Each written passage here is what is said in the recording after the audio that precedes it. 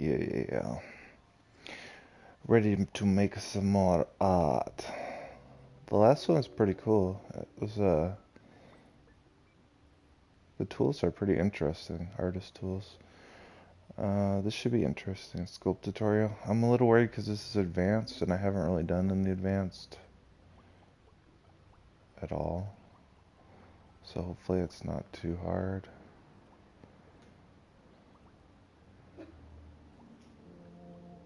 Ooh, I'm a little worried about it. Let's try it though.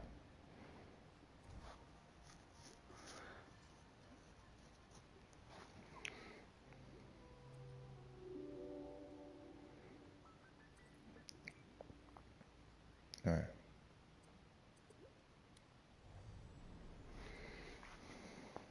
In this lesson, I'll show you how to sculpt your own objects from scratch, which will come in handy because Cuthbert's having a meltdown. Again. Fortunately, we can use the tools in sculpt mode to help get Connie to Cuthbert and escort him to safety. Go to the assembly menu, press the square button to open it if it's closed, and select the modes menu with the X button. Select sculpt mode with X. Its icon has some 3D shapes on it. Every time you enter sculpt mode from the modes menu, a new sculpture will be created. You'll also notice that when you're in sculpt mode, everything outside the sculpture will be blurred and grayed out.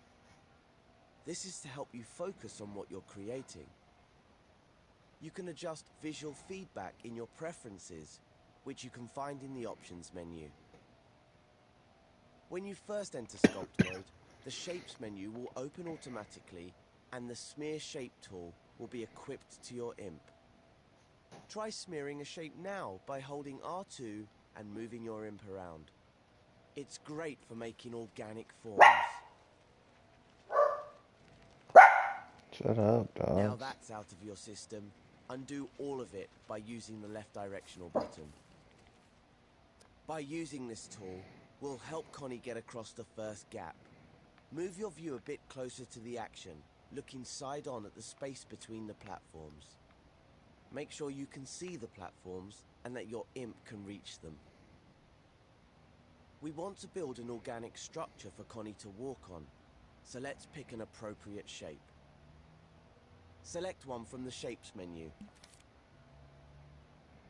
and you'll see it on the end of your imp. Use the up and down directional buttons to scale it to an appropriate size. While you have a shape on your imp, you can use the grab cam to zoom in and out. Just hold R1 and use the left stick. Now position your imp next to the platform on one side of the gap. Then hold down R2 and use the motion sensor function or the left stick to smear your shape in the gap so that Connie can walk on it. If you want to have another go at it, just undo using the left directional button. Feel free to press and let go of R2 as many times as you want. Each press will create a new edit within your sculpture. Bear in mind that all the edits you make are part of a single sculpture, even if they aren't connected. This means that in assembly mode, they'll behave like a single object. Why not try out different shapes to see what works best? Try holding L2 as you sculpt and use the left and right sticks to rotate the shape.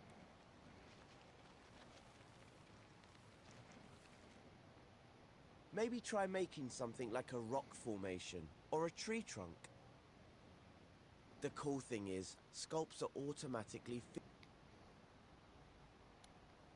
different shapes to see what works best. Try holding L2 as you sculpt and use the left and right sticks to rotate the shape.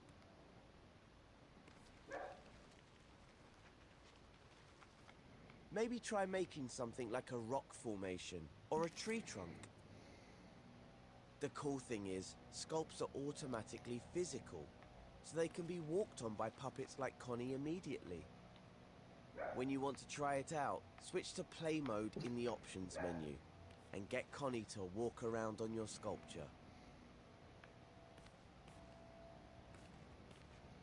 When you're happy to move on, go back to edit mode and proceed to the next step. Looks like a tree. Let's make a little happy tree. What's this one? Curve.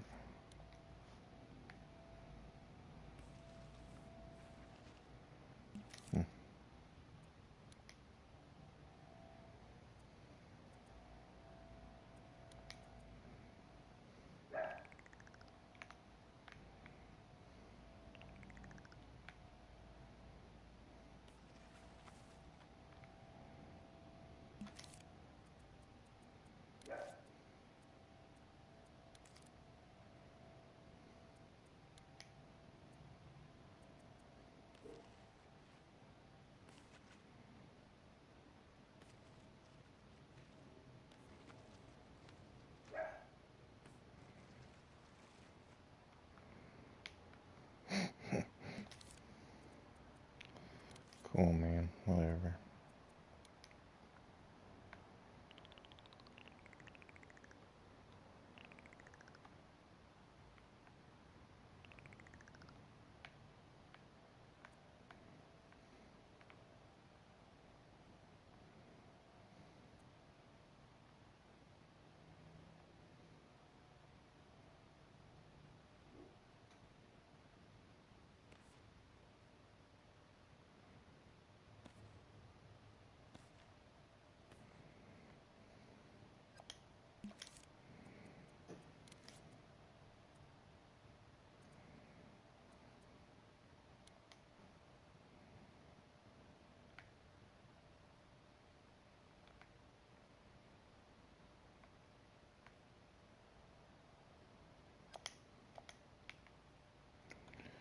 Whatever, who cares?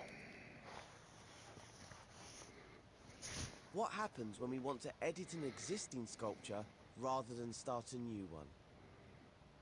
Let's investigate. When we went into play mode, we were taken out of sculpt mode. When you're in assembly mode, scope back into your sculpture. Hover over it with your imp, hold L1 and press X. It's just like scoping into a group. Have a go at it now. Now we're here, let's try editing the shapes you've already made. To move or rotate shapes, unequip the Smear Shape tool by pressing circle. This automatically equips the Move tool. You might notice most of the movement controls in Sculpt mode are the same as in Assembly mode. Grab and move shapes with R2.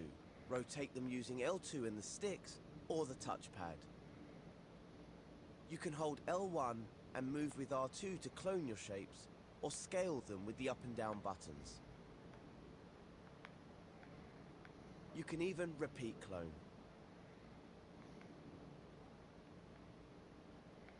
But unlike assembly mode, you can't select things with X in sculpt mode. Now try moving, rotating, and scaling your individual shapes.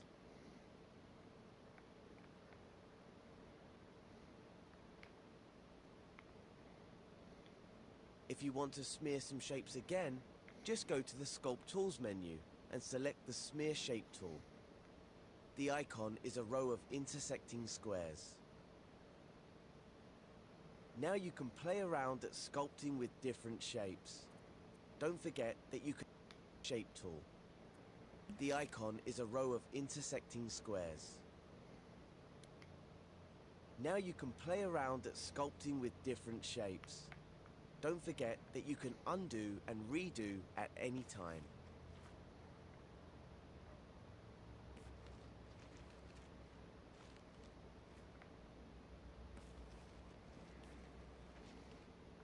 If you accidentally scope out, you can scope back into your sculpture by hovering over it with your imp and pressing L1 and X.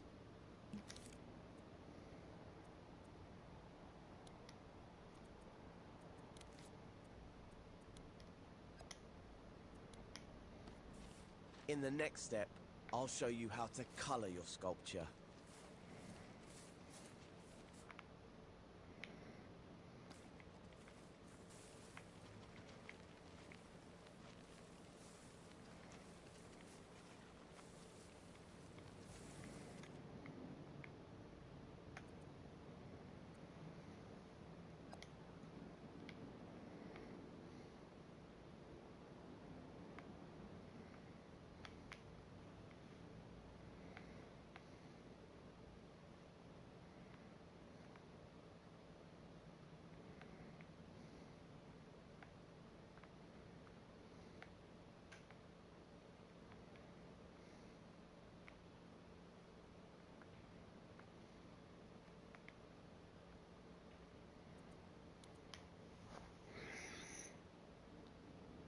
probably noticed by now that all your sculptures are orangey brown, like clay. That's the default color, but you can sculpt with any color you like. If you're in assembly mode, hover over your sculpture with your imp, then hold L1 and press X to scope back into it. Next, head to the colors section into it.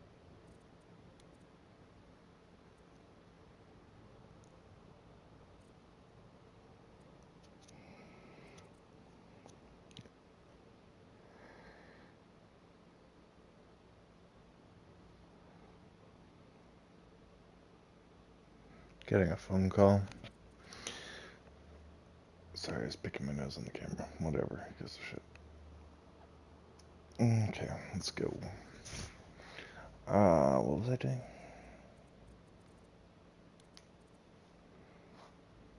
Next, head to the colors section in the sculpt menu. Mm-hmm. And press X over a color group to see I already the figured different this shades. shit out. Choose a color, any one you like. Let's do red. And as if by magic, the shape on your imp is now the color you chose. Any new shapes you make will be that color, but the old shapes are still brown. I don't like that color. Luckily, we can also color shapes after we've created them, using the spray paint tool. Go to the sculpt menu and open the tools section with X. Then select the spray paint tool, which has a spray can icon. Now your imp will have an outline of the current shape on its tip. Intersect the shape with your sculpture and you'll see the spray paint color appear on it. Hold R2 to apply the spray paint to the shapes. You can try out different colors and shapes to completely change the look of your sculpture. If you want to make it easier to keep your imp on the surface of the sculpture, you can use the Surface Snap guide. You can find Surface Snap in the Sculpt Guides menu. Select it with X to turn it on. Alright, I wasn't paying attention. I need to go back. What did it say to do? Change the look of your sculpture. If you want to make it easier to keep your change the look of your sculpture. Appear on it. Now your imp will have an outline of the current shape on its tip. Now your imp will and open the tools. Luckily, we can also color shapes after we've created them, using the spray paint tool. Go to the sculpt menu and open the tools section with X. Then select the spray paint tool, which has a spray can icon. Now your imp will have an outline of the current shape on its tip. Intersect the shape with your sculpture and you'll see the spray paint color appear on it. Hold R2 to apply the spray paint to the shapes. You can try out different colors and shapes to completely change the look of your sculpture. If you want to make it easier to keep your imp on the surface of the sculpture, you can use the Surface Snap guide. You can find Surface Snap in the Sculpt Guides menu. Select it with X to turn it on. There's a guides menu in every mode, though not all guides are available everywhere. You can also change the finish of your sculpture using the Finishes menu. The Coat, Style and Effects tutorial has more on finishes if you're curious.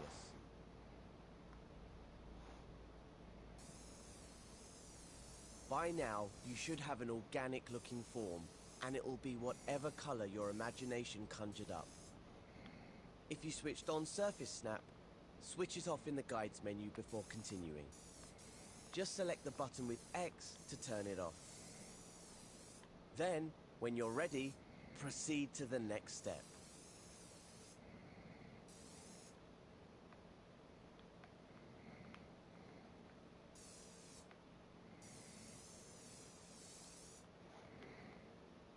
Nice.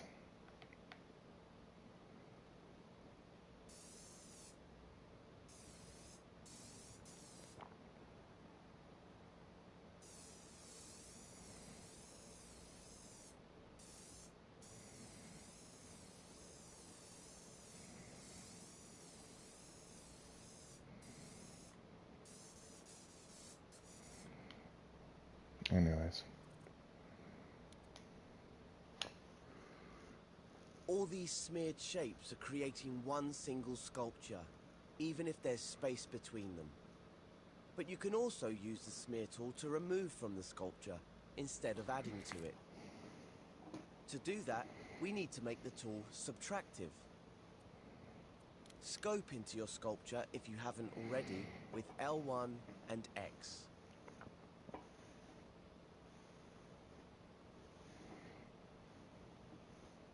When the smear shape tool is equipped to your imp, you can press triangle to make it subtractive. You'll notice that your imp turns into an outline. The shape on your imp becomes... When the smear shape tool is equipped to your imp, you can press triangle to make it subtractive. You'll notice that your imp turns into an outline. The shape on your imp becomes an outline too. You can now use the smear tool to cut into your sculpture. Try using different shapes to see what effect they have.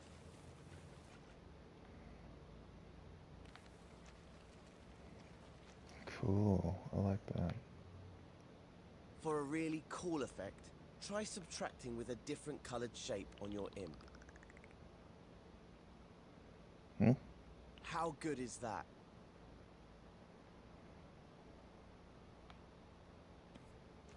You can switch the tool between additive and subtractive by pressing triangle. Why not play around with the tools a bit and try to make a dramatic or interesting looking form? When you're happy with its shape, go into play mode and see if you can get Connie across it. If you need to edit it, just come back to edit mode via the options menu. Don't forget to scope back into your sculpture using L1 and X. When Connie has successfully crossed the first gap in play mode, switch back to edit mode, then go to the next step.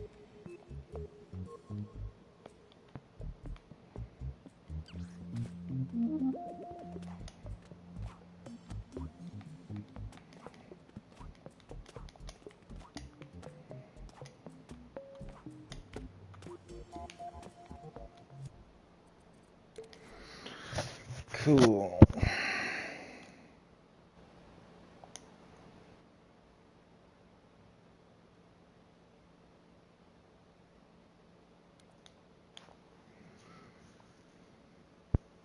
Smearing shapes can be a messy business. Sometimes you just want to create neat sculptures. Luckily, there are ways to do that. So go to the Assembly menu and select Sculpt in the Modes menu. This will create a new sculpture. Now let's practice sculpting an architectural structure over the second gap.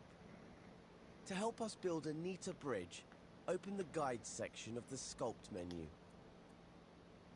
In Guides, switch on Grid Snap by pressing X over it. You'll see a number appear next to the button. That's how big the grid squares will be. You'll notice the white dotted grid in the scene. The spacing of the dots shows the tightness of the grid. They will change orientation depending on your point of view. We'll leave it on the default setting for now. You can experiment with it later. Now try making a colourful sculpture using the Smear and Move tools and the Colours menu. This'll just be a practice one, so don't spend too long on it. We'll delete it and make an even better one in a minute.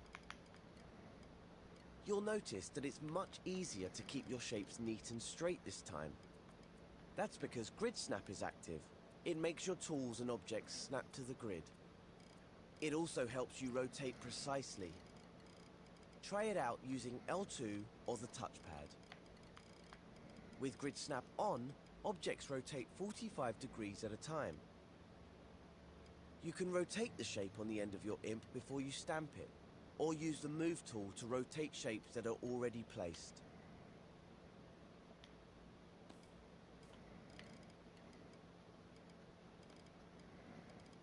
When you're comfortable sculpting with Grid Snap, continue to the next step.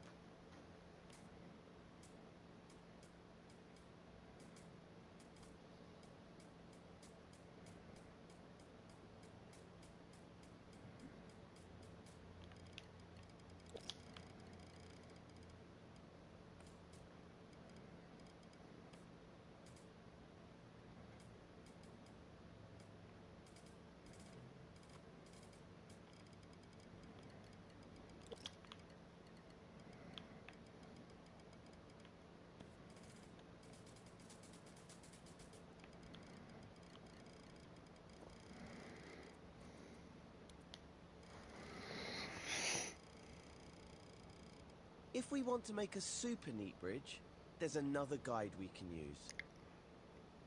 If you're still in sculpt mode, scope out of it with L1 and circle. Once you're in assembly mode, delete your sculpture with triangle. Go to the modes menu. Click the sculpt mode button to start a new sculpture. Now we're in sculpt mode, the guides menu will have different options. Open the guides menu and switch on the mirror guide. Don't worry about the 2 additional options. Let's investigate them later. Also, check the Grid Snap is still turned on. Now select the smear tool in your chosen color and shape.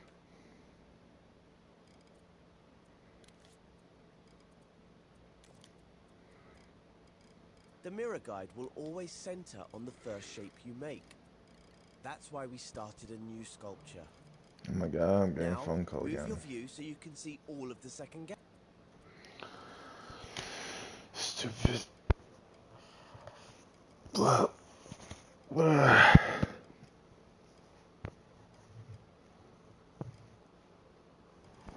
Ugh.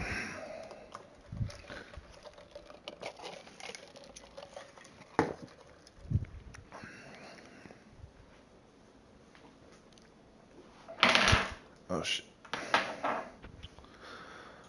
Hold on.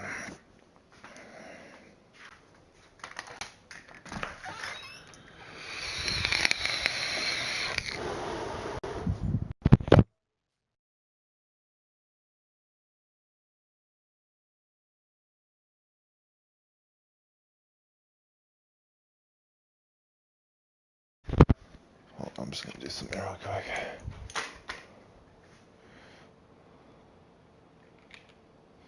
Skip forward a few minutes if you're watching this on YouTube.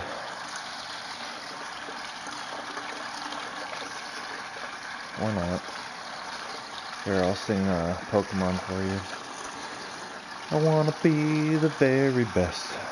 The best there ever was. To train them is my real test. To teach them is my call. Pokemon, gotta catch 'em all. You teach me and I'll teach you. Pokemon, gotta catch 'em all.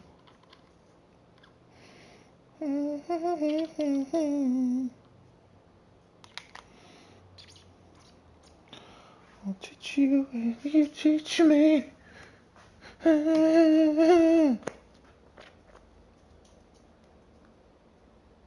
Watch, I'll probably get freaking copyright claim for that. Stupid shit.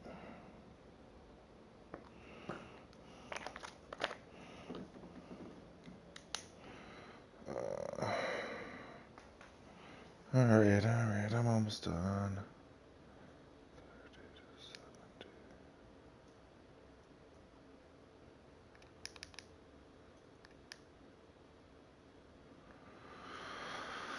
Okay.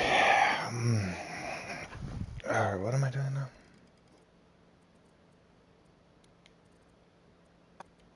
The mirror guide will always center on the first shape you make. That's why we started a new sculpture. Now, move your view so you can see all of the second gap, and your imp can reach it. If you need to, Use the grab cam to zoom out a little from the shape on your imp. Now stamp your first shape right in the center of the gap to enable the mirror guide.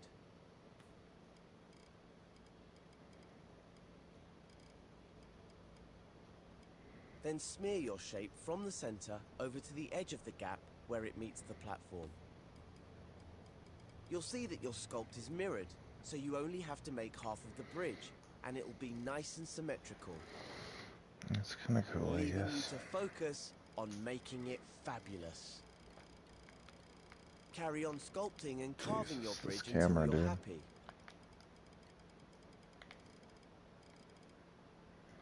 Why does it keep rotating like that, too? I don't fucking understand that shit. Test it in play mode. And when Connie is over the second gap, return to edit mode via the options menu. Oops. Whatever. Actually looks legit. When you're back in edit mode, switch off the mirror guide. You can also switch off grid snap if you want, before moving on to the next step. Wait, what? When you're back in edit mode, switch off the... When you're back in edit mode, switch... Return to edit...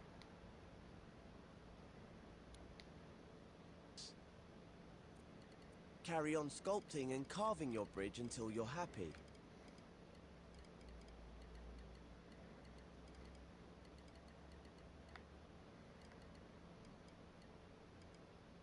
Test it in play mode. And when Connie is over the second gap, return to edit mode via the options menu.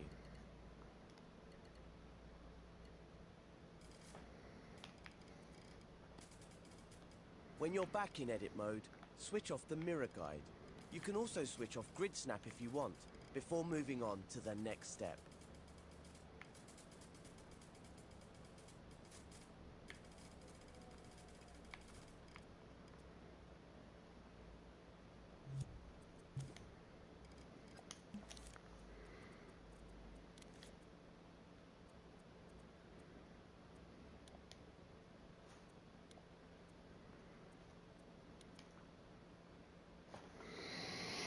Now we need to create a bridge across the last gap. For that, we're going to use the mighty stamp tool. First, we'll need to create a new sculpture by going to sculpt mode via the modes menu. Now that you're in sculpt mode, make sure you've switched off the mirror guide before you continue. You'll be equipped with the smear shape tool by default, so you'll need to switch to the stamp shape tool. You can find stamp shape in the sculpt mode tools menu, next to smear shape. Its icon is a simple square. You can quickly switch between the stamp and smear tools want my square one, using so L1 crazy. and triangle. It's a bit like switching between additive and subtractive, but with L1 held down. Stamping shapes is a bit like stamping objects from the Dreamiverse. With the stamp shape tool, you only stamp one shape at a time, no matter how long you hold R2 or X. This has additional benefits too, which you'll see later. Now select the cube in the Shapes menu, then stamp one at the side of the gap. We're almost there, Connie!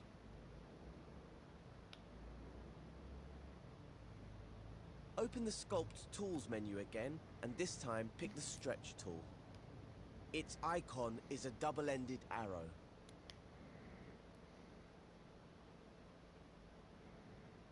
When Stretch is selected, hovering your imp over a shape will cause an arrow gizmo to appear. Hover over the side of the cube that's facing the opposite platform. Press and hold R2 when the arrow is showing, and use your imp to stretch the shape across the gap. Nice. Let go of R2 when you're done stretching. It's not a very exciting bridge right now, but I've got something great to customize it with soon. You can stretch any shape you've sculpted, regardless of what shape it is. Spheres, cones, and even donuts can be stretched. You can even stretch subtractive shapes. but only at the points where they intersect with the sculpture. Have some fun with the stretch tool, but don't go to play mode just yet. When you're ready to take this bridge and your sculpting skills to the next level, continue to the final step.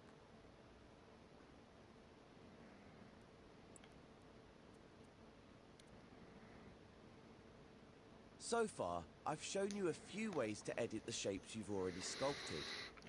But there's also a way to edit the shape before stamping or smearing. First of all, make sure you're still scoped into the sculpture. If not, hover over the bridge, hold L1 and press X to scope in. Also, make sure that you're using the stamp shape tool and not the smear shape.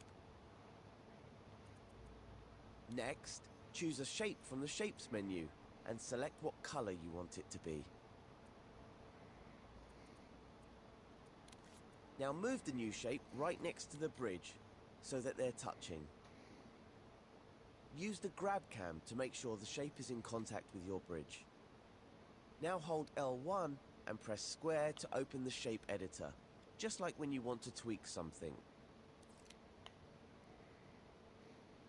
When you're in the shape editor, you can let go of L1 and the shape will be fixed in place while editing. Notice the Sculpt menu has been replaced with the Shape Editor menu. The buttons vary a little depending on which tool and shape you're using. The Shape Editor for the Stamp tool has quite a few options. We're only interested in one for now, the most exciting one. Soft Blend. The icon is the one with the two circles blending together.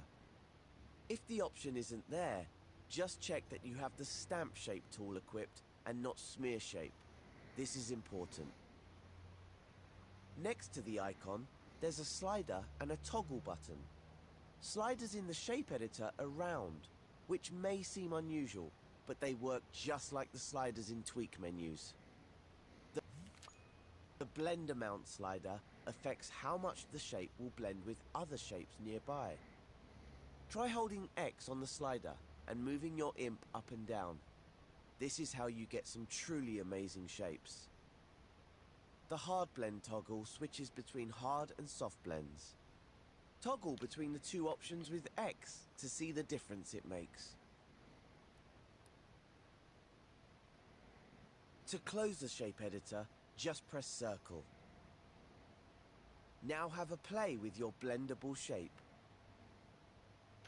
You can only blend shapes that are part of the same sculpture, so if you can't see any blending on your shape, scope into the sculpture with L1 and X.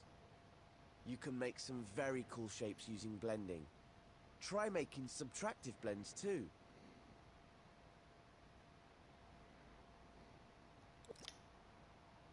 Experiment with different shapes and blends on your bridge. Make it really fancy. You can jump back into the Shape Editor with L1 and Square. You can use the Shape Editor in any of the sculpting tools. Try using Soft Blend with the Spray Paint tool. To exit the Shape Editor and return to sculpting, just press Circle. When you've got the hang of the Shape Editor and you're happy with your bridge, try it out in play mode and get Connie to Cuthbert. Take Connie through the door to finish the tutorial.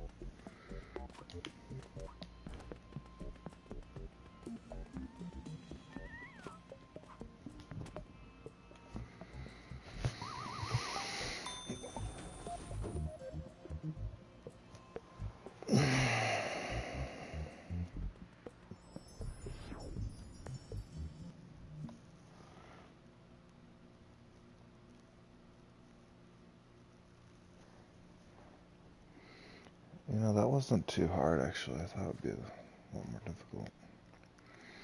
It's probably easier than the... Well, I don't know if it was.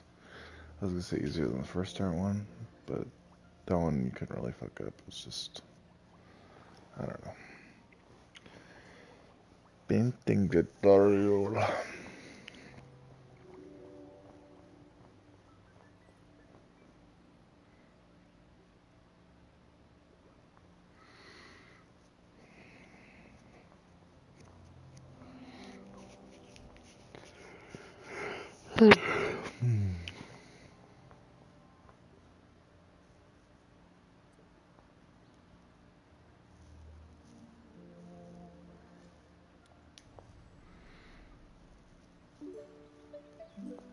In this tutorial, we'll master paint mode. Uh-oh. Looks like Connie's having a bad day. Cuthbert got a bit handy with the lawnmower and mucked up her garden. Sorry, Connie. Let's paint her a lovely new one in paint mode.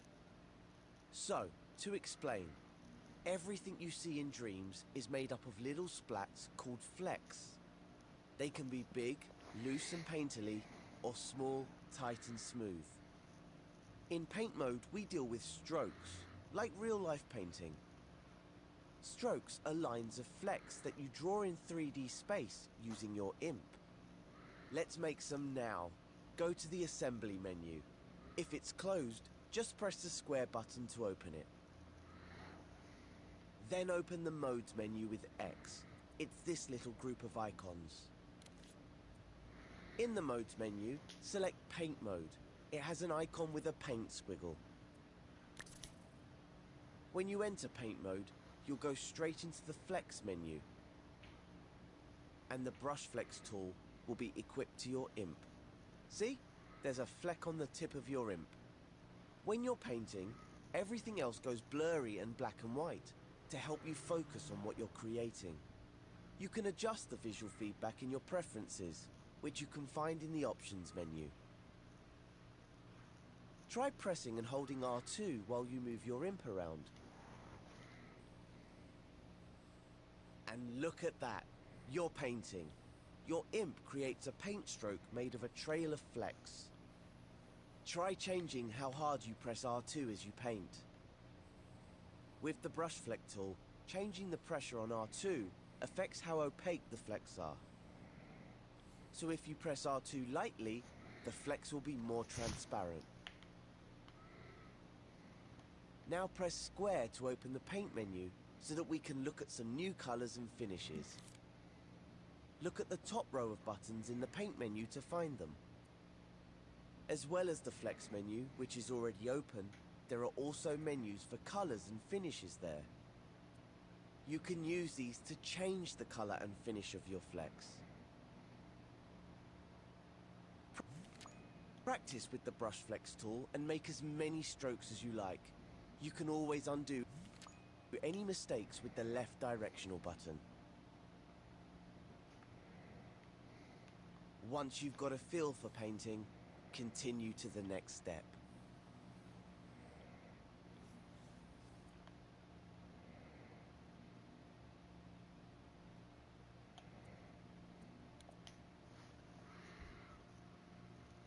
Was that fun? Now that you've made a gorgeous painting, hold L1 and press circle to scope out of paint mode. It's just like scoping out of a group and works the same way for all creation modes. A painting is a single object created in paint mode, just like a sculpture is a single object created in sculpt mode. In assembly mode, you can move, scale, and rotate your painting. To edit the strokes in the painting, you can scope into it, just like you can with the group. Try scoping into the painting you just made. Hover over it, hold L1, then press X to scope in. When you scope into a painting, you will automatically be put back into paint mode and equipped with the brush fleck tool. Press circle to unequip the brush fleck tool. Now you can use the move tool on the individual strokes in the painting. You can scope out of the painting again with L1 and circle. Do you fancy making some flowers for Connie's garden? Connie loves flowers. Let's start by making a leaf, and then we can work our way up to the petals. Delete your practice painting using triangle. Then enter paint mode in the modes menu. Choose a color and a finish from the paint menu.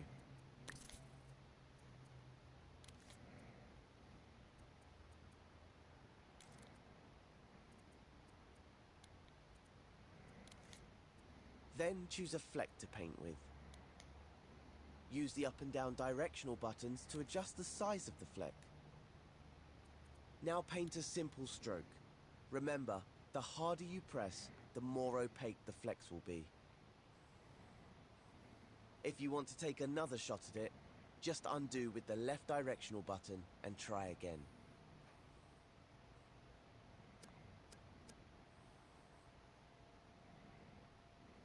When you're happy with your leaf, go to the next step.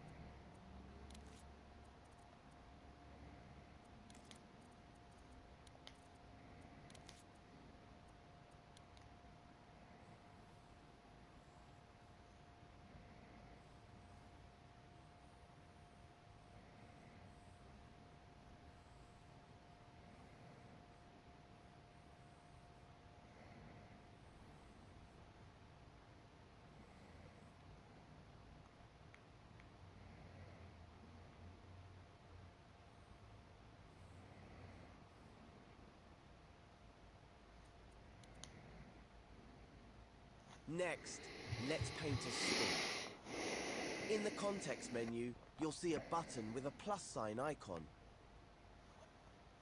Select this button to start a new painting. For the stalk, we'll use the Draw Flex tool.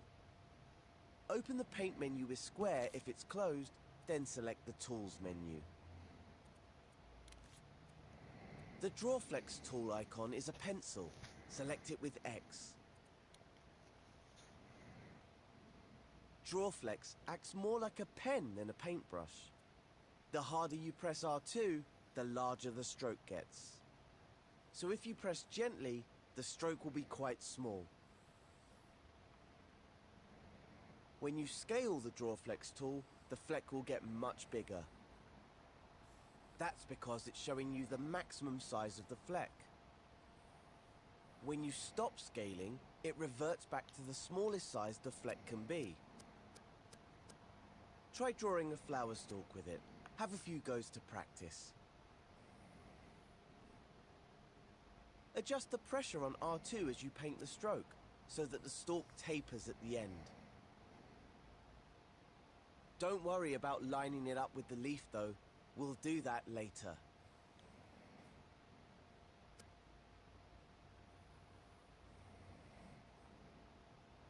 When you're happy with your stalk, continue to the next step.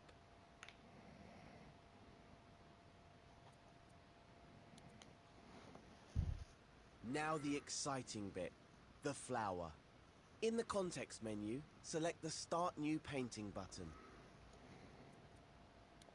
By starting a new painting, the flower will be a separate object to the stalk.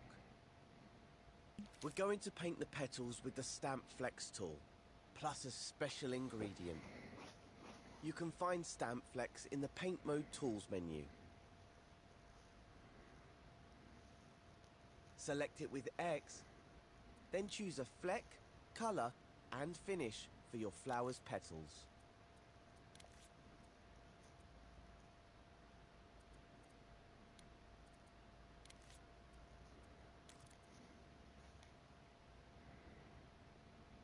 Now for that special ingredient, the Kaleidoscope Guide. You can find Kaleidoscope in the Guides menu, which is in the top row of the Paint menu. The Kaleidoscope icon looks like a snowflake. Select it with X to turn it on. Leave the settings as they are for now. You can experiment with them later. You'll now have a clump of 5 flecks on your imp. Stamp the clump in your scene. That will set the center of the kaleidoscope. There will now be 1 fleck on your imp and 4 others floating around the center point. Whatever you do with the fleck on your imp will be mirrored by the other 4. You might need to adjust your position to get a good view. You could also try rotating the fleck on your imp. To do that, hold L2 and use the sticks, or stroke the touchpad.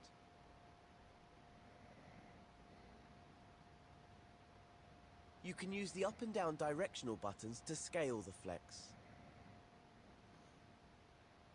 Whatever you do, make a flower you like the look of.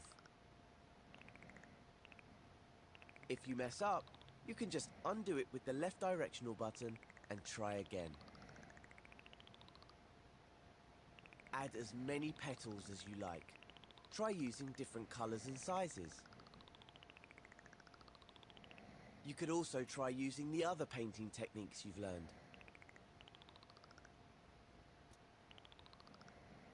If you want to delete parts of the bloom, just unequip the Stamp Flex tool by pressing circle. Then use triangle to delete any parts you don't like.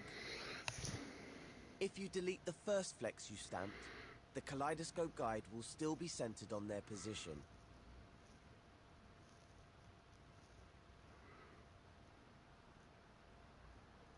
With the Move tool equipped, you can also move or even clone parts of the painting.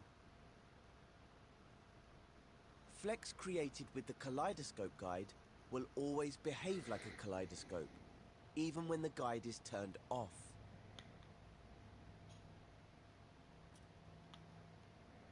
Go ahead and experiment. Then, when you're happy, proceed to the next step.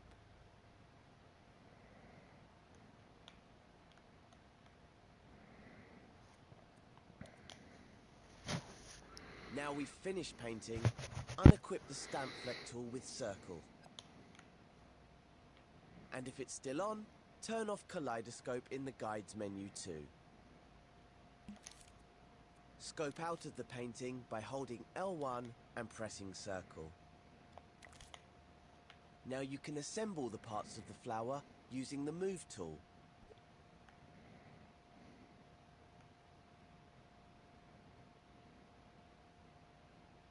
Beautiful. Let's group the flower so it's a single object. Select all of the flower parts with X. And now select the Group button in the context menu. There! We've made the flower a single group that we can move, scale, rotate, and clone. I spy some charming plant pots. How about we put the flower in one of them?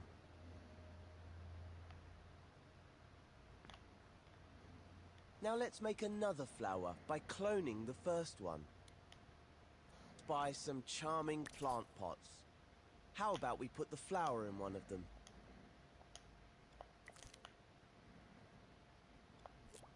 Now let's make another flower by cloning the first one.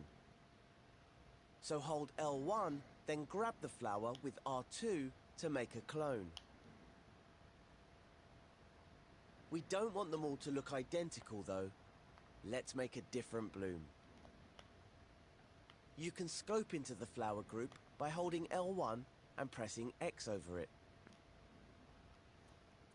Now delete scope into the flower group by holding L1 and pressing X over it. Now delete scope into the flower group by holding L1 and pressing X over it. Now delete the bloom from the top of the plant. Let's do something a bit different with this flower. In the next step, let's do scope into the... Now buy some charming plant pots. How about we put the flower in one of them? Buy some charming... We've made the flower a single group that we can move, scale, rotate our parts. Beautiful. Now you can assemble the parts of the flower using the move tool.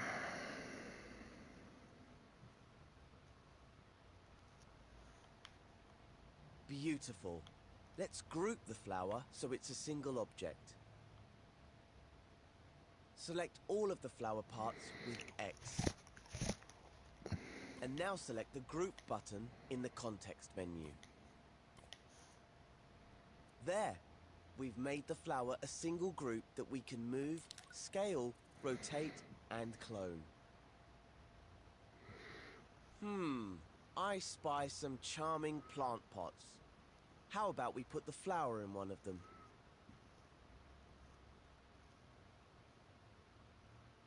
Now let's make another flower by cloning the first one.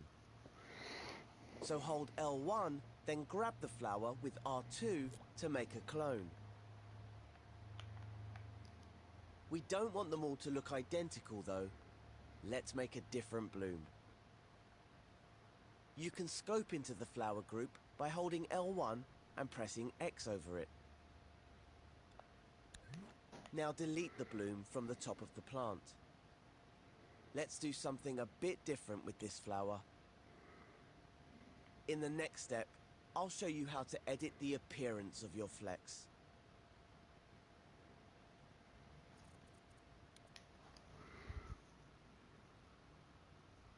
So, let's make a beautiful new bloom for this flower. Enter paint mode and equip the stamp flex tool.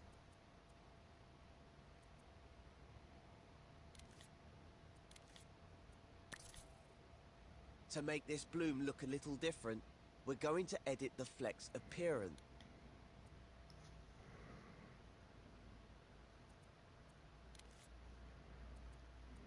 To make this bloom look a little different, we're going to edit the flex appearance.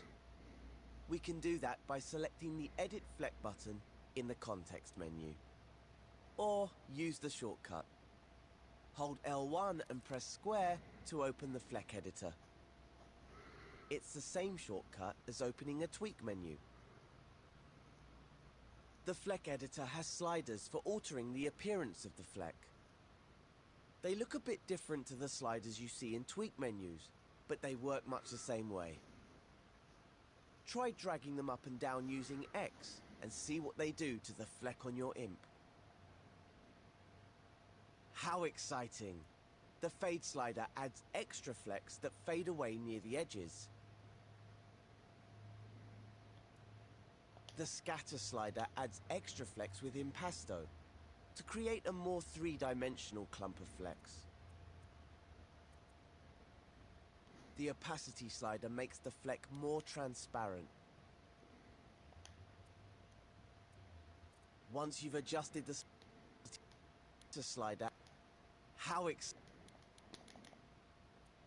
the Fleck editor has sliders for altering the appearance of the fleck. So, let's make a beautiful new bloom for this flower. Enter paint mode and equip the Stamp Flex tool.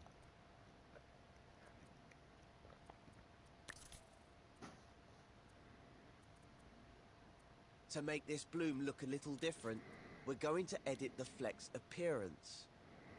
We can do that by selecting the Edit Fleck button in the context menu. Or use the shortcut.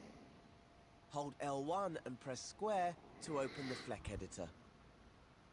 It's the same shortcut as opening a tweak menu. The Fleck editor has sliders for altering the appearance of the fleck. They look a bit different to the sliders you see in tweak menus, but they work much the same way. Try dragging them up and down using X and see what they do to the fleck on your imp.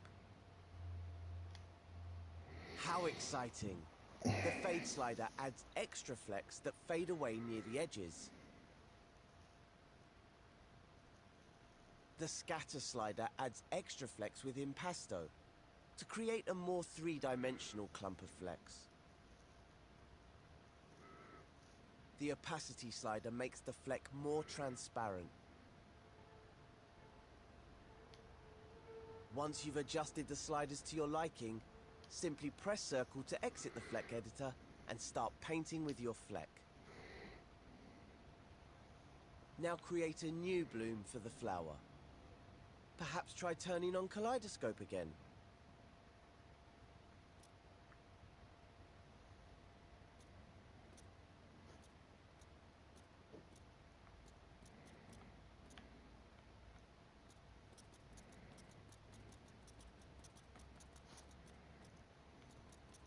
When you're finished, exit the painting by pressing L1 and circle. Move the new bloom onto the stalk, and then scope out of the group with L1 and circle. When you're done, move on to the next step.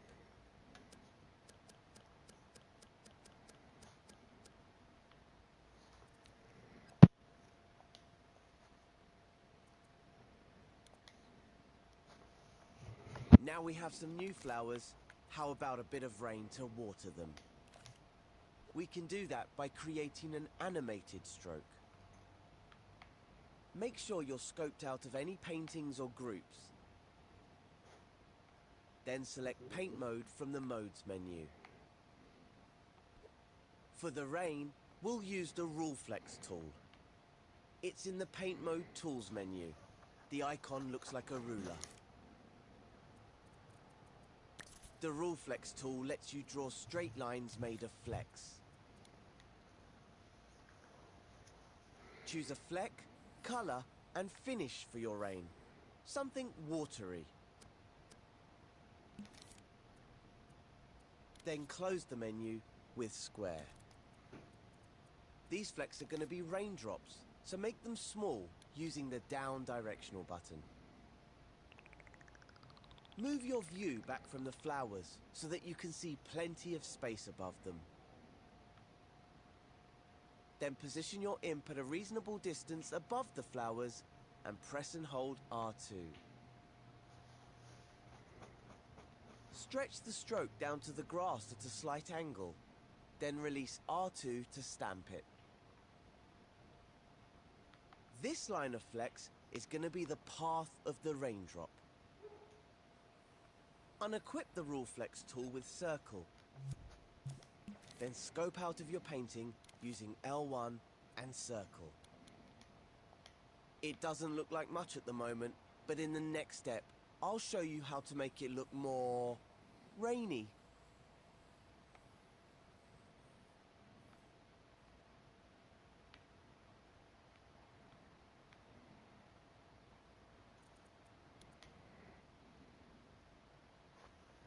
To animate the painting, we need to tweak it.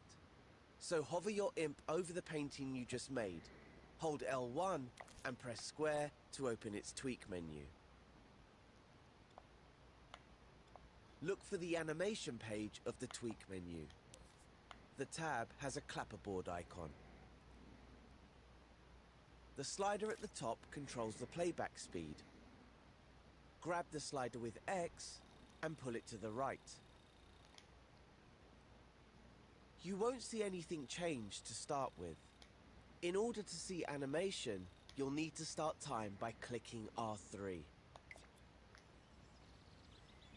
Use the grab cam or the sticks to get up close to the stroke, and you'll see the flexor moving along it. You can increase the playback speed to make them move faster. The next step is to switch on pulse.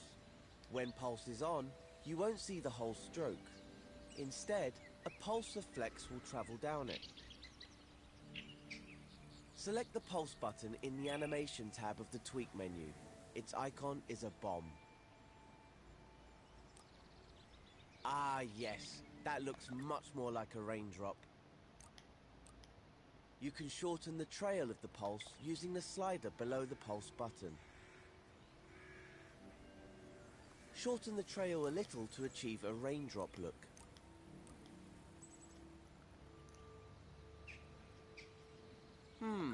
The drops are still a little on the slow side. Grab the playback speed slider and turn it right up.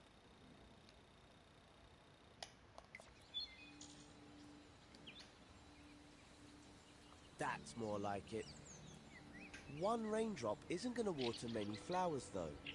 There's a handy way to duplicate your painting without having to clone it loads of times. I'll show you in the next step.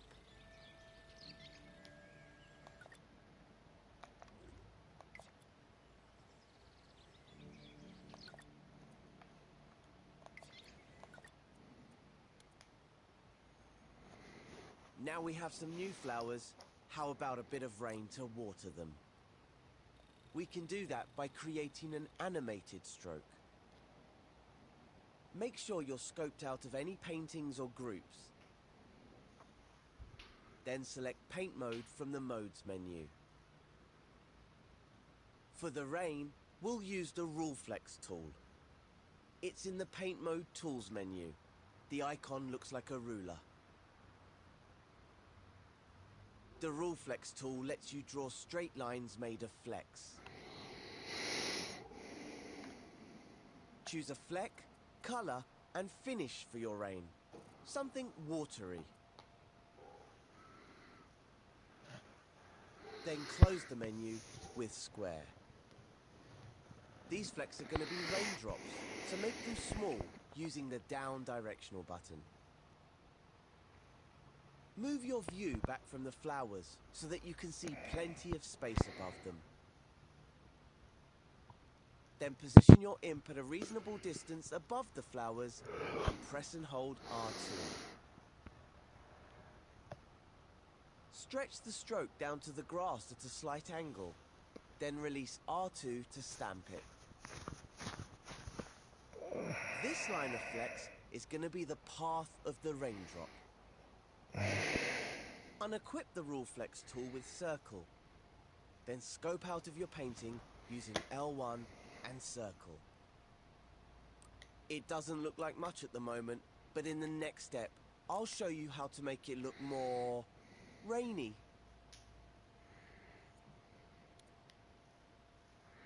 To animate the painting, we need to tweak it. So hover your imp over the painting you just made.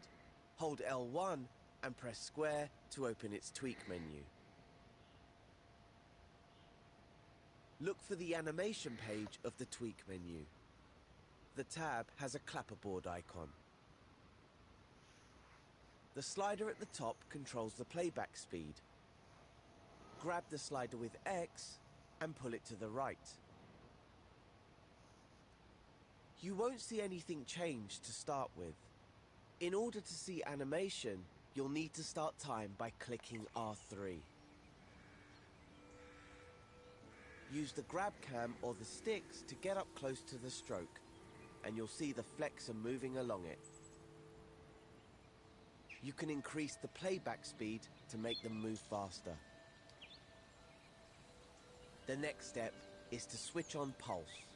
When pulse is on, you won't see the whole stroke. Instead, a pulse of flex will travel down it. Select the pulse Get what the button fuck in I'm the doing animation wrong. tab Oh, of there the we tweak go. menu. Its icon is a bomb. Ah yes, that looks much more like a raindrop.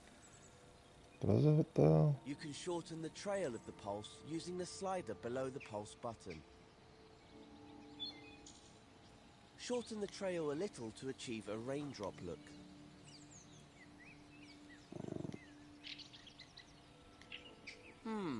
The drops are still a little on the slow side. Grab the playback speed slider and turn it right up.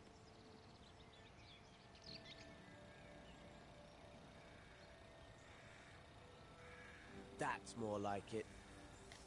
One raindrop isn't going to water many flowers though. There's a handy way to duplicate your painting without having to clone it loads of times. I'll show you in the next step.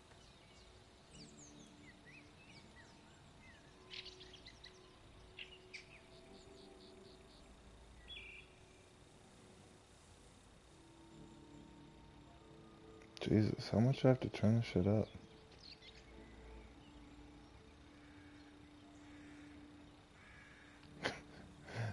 God damn.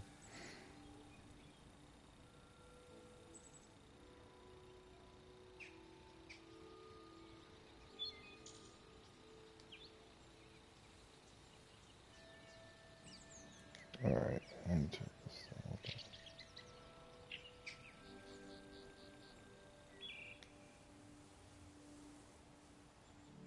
That's better. Let me see what you said, bud. I know somebody wrote something. I don't have it turned on. Let me switch it on.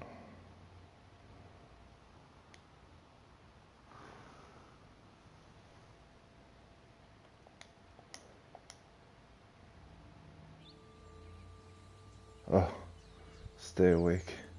Yeah. I mean, it's definitely an interesting game, but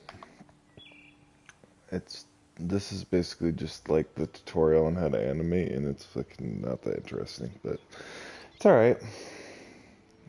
The games are cool though. I play some levels. But I want to make my own game, so that's why I'm doing this shit. Make my own level, whatever.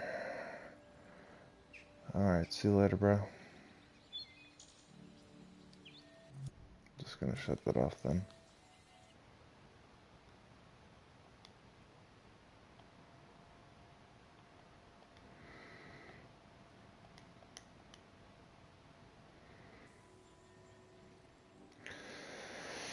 Alright, what was I doing? So now let's duplicate our raindrop and create a proper downpour. In the tweak menu of the raindrop painting, look for the Duplicates tab. The Duplicates icon is a pair of sheep, just like the clone tool. This tab is used to create duplicates automatically, based on a variety of options. The position of duplicates options determine where the copies appear. The option we want is around camera. Select it and see what happens. Wow, now it looks like it's really raining. This setting duplicates the painting around the camera automatically, so wherever we go in the scene, it will seem like it's raining. At the bottom of the Duplicates tab are 3 sliders. They affect how many of them there are, how far apart the duplicates are spaced, and whether they are scaled randomly. Try adjusting the sliders and see if you can create an effect you like.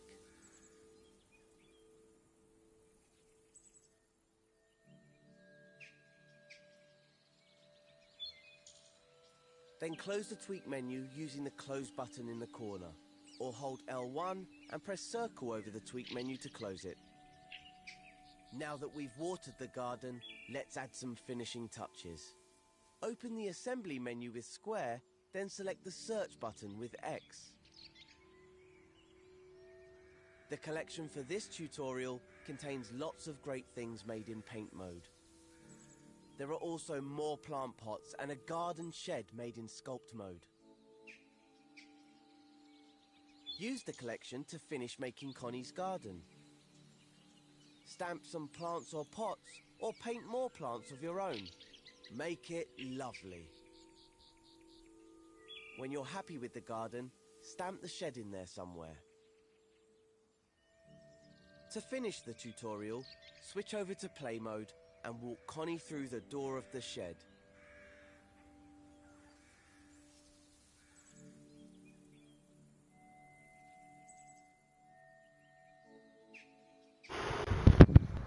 I'm here, I'm just taking a break, sorry.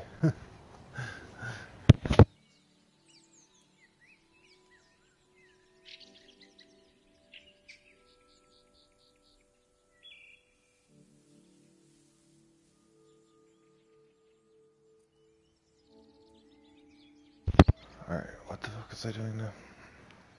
Let's start that over, because I have no fucking idea.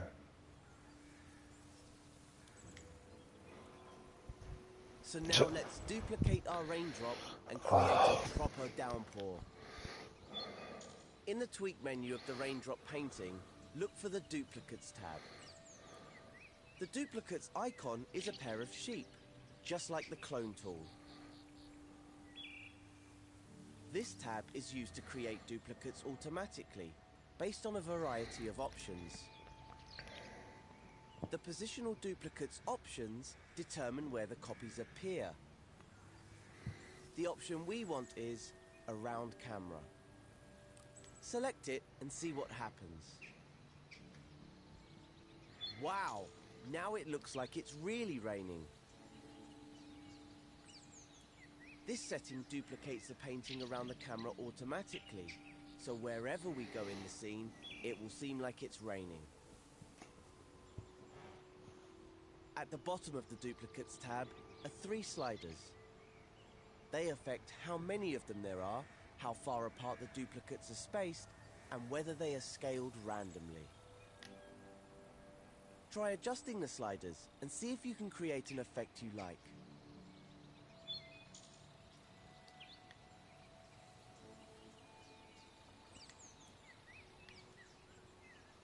Then close the tweak menu using the close button in the corner, or hold L1 and press circle over the tweak menu to close it.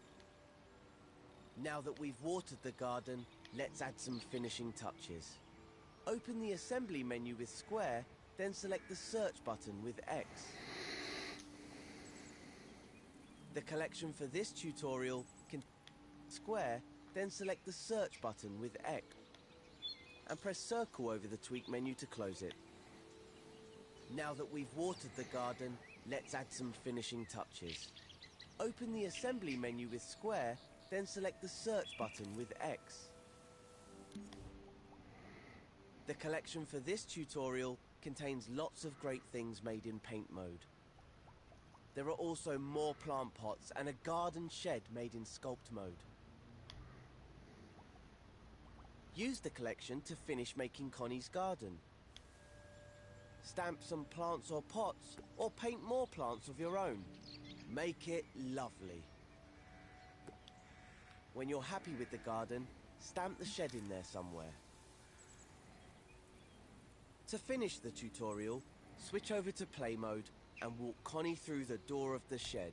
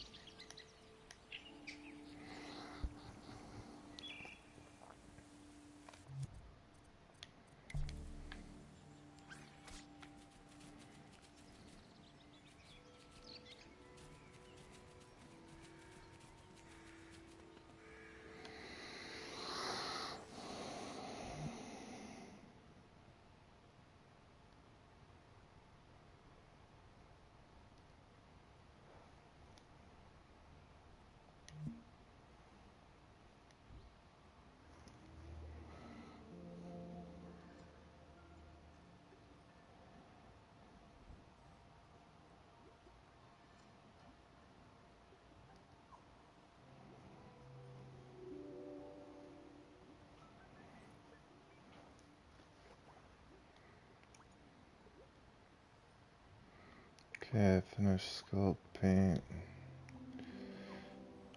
Art tutorial motion controllers. Guess all I have left is character creation and dream masterclass. I'll do character creation. I'm gonna start over though, because I don't really remember this. I did this earlier, a long time ago. Connie's hosting a A few talent days ago. contest to find the best characters in the Dreamiverse.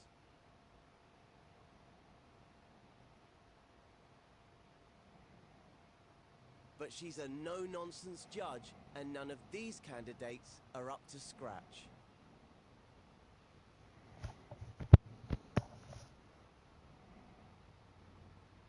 What the hell is this delay, dude? Of course, Cuthbert's no use, so let's see if we can come up with something to impress her.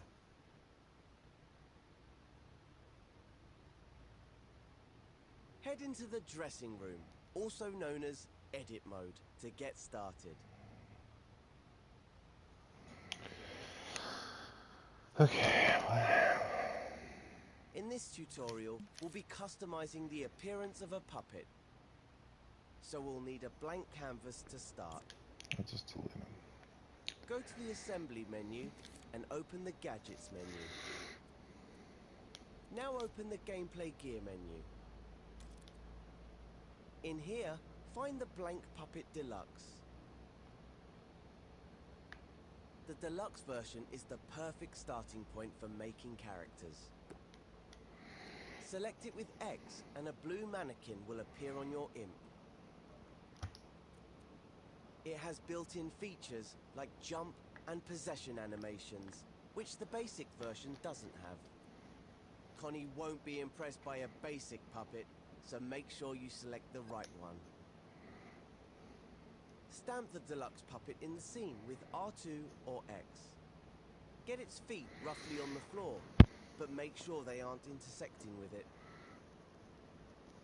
Then press the circle button to unequip the puppet from your imp. If you need to, you can grab and adjust the puppet with R2. In the next step, we'll start exploring the puppet's inner workings. The puppet might look simple, but it's quite a complex gadget. So let's get to know it a little. It's made up of many objects that have been grouped together. And just like any other group, it can be scoped into. Hover over the puppet with your imp, press and hold L1, and then press X to scope in. Below the puppet, you will now see its base and its logic microchip. If they're obscured by the floor, you may need to scope out and adjust your puppet's position. The puppet's body is made of sculptures, joined together with connectors. When scoped in, we can grab parts of the puppet to change its pose. Before we do that, find the button called Puppet Mirror in the context menu.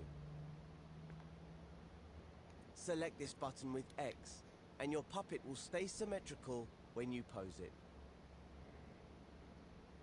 Of course, you don't have to make it symmetrical, but it's a good way to start.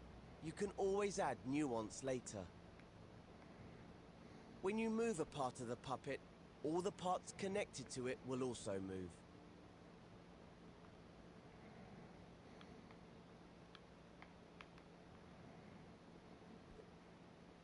The root of the puppet is the pelvis, and every other part is connected in a hierarchy from there. For example, moving the upper arm will move the lower arm and the hand as well. But if you move the pelvis, the whole puppet will move.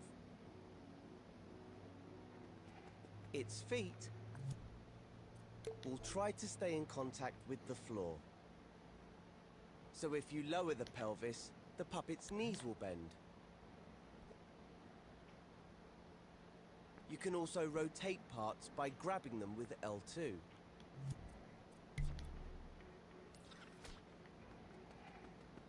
Use R2 and L2 to create a new pose for the puppet. Changing the pose can be a great starting point for a character. The pose could be confident, Sad? Scared? Or aggressive? Or bent over. Don't forget, you can undo any changes with the left directional button if you make a mistake. Use the grab cam to adjust your pose from different angles. Just hold R1 over the puppet to activate it. When you've finished posing your puppet, move on to the next step.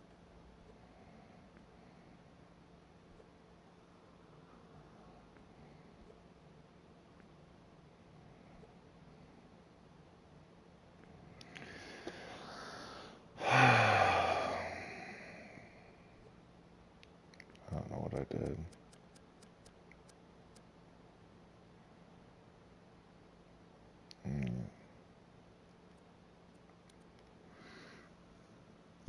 Now we've posed our puppet, we can start adjusting its proportions. To do that, we're going to use the stretch tool. Go to the assembly menu, then open the tools menu. Select the stretch tool. It's the one that looks like a double-ended arrow. The stretch tool works like the move tool in a lot of ways. But with the stretch tool, you can move parts of the puppet beyond the limits of the connectors. Try grabbing and moving the puppet's head. Stretch tool that looks like a double-ended arrow. The stretch tool works like the move tool in a that looks like a double-ended arrow. The stretch tool works like the move tool in a lot of ways. Go to the assembly menu, then open the tools menu. Select the stretch tool. It's the one that looks like a double-ended arrow.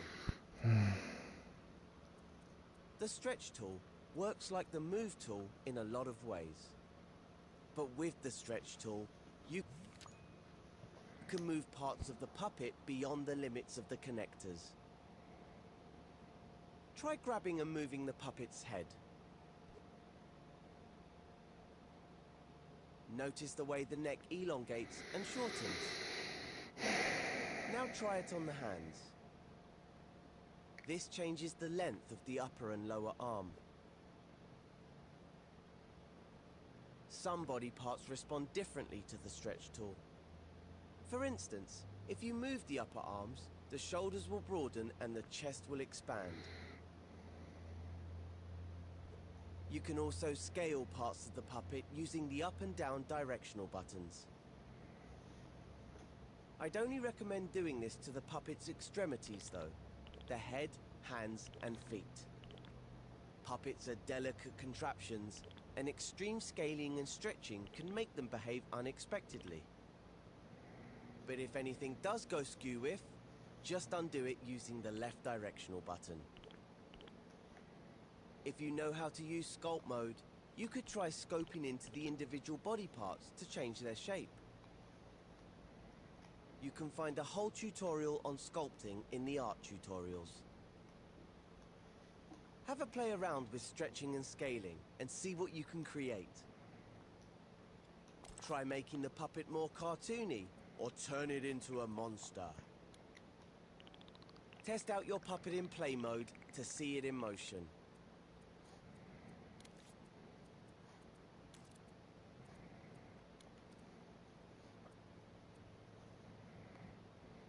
When you're done, return to edit mode. Rewind time with L3 to get your puppet back in position. In the next step, I'll show you how to color and stylize your puppet.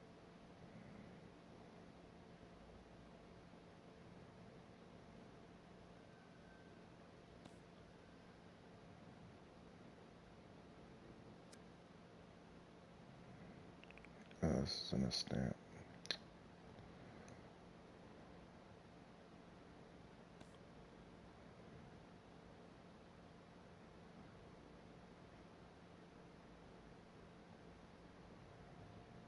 Probably be helpful if I had the mirror mode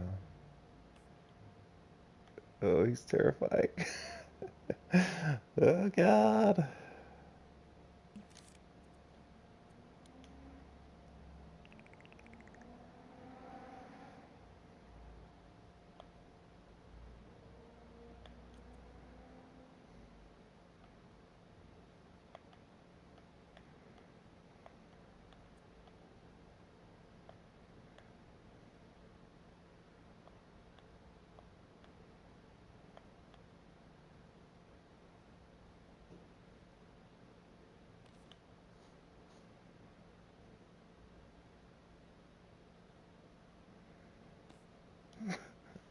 Jesus.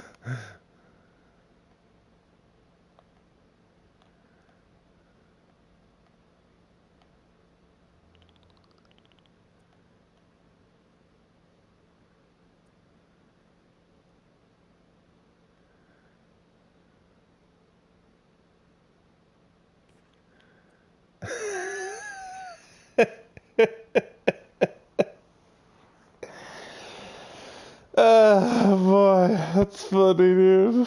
He looks like a fucking monster.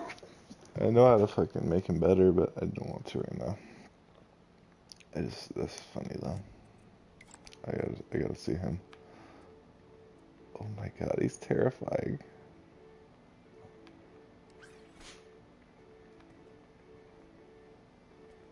Why is his head like that? Because this is a, oh shit. Oh my god, he's horrifying.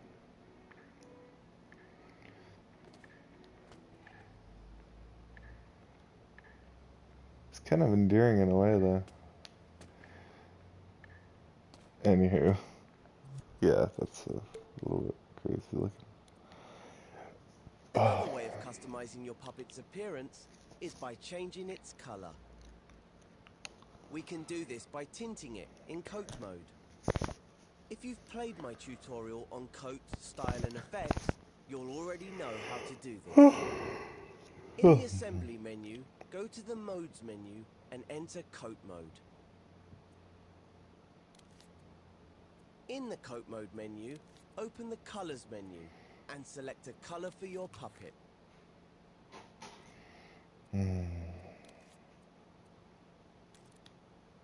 Now hover over your puppet and hold R2 to tint it with your selected color.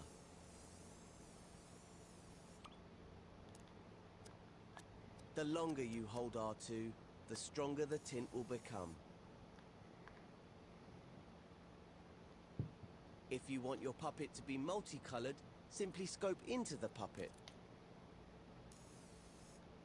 Select a different color from the colors menu. Hover your imp over a part of the puppet you want to tint. How about the head? Now, when you press and hold R2, just that part of the puppet will be tinted. You can also use the tools in Style Mode and Effects Mode. Try using Style Mode to change the texture of your puppet. If you don't know how to use Style Mode, there's an art tutorial which can help you. In the next step, we'll dive into the dressing up box.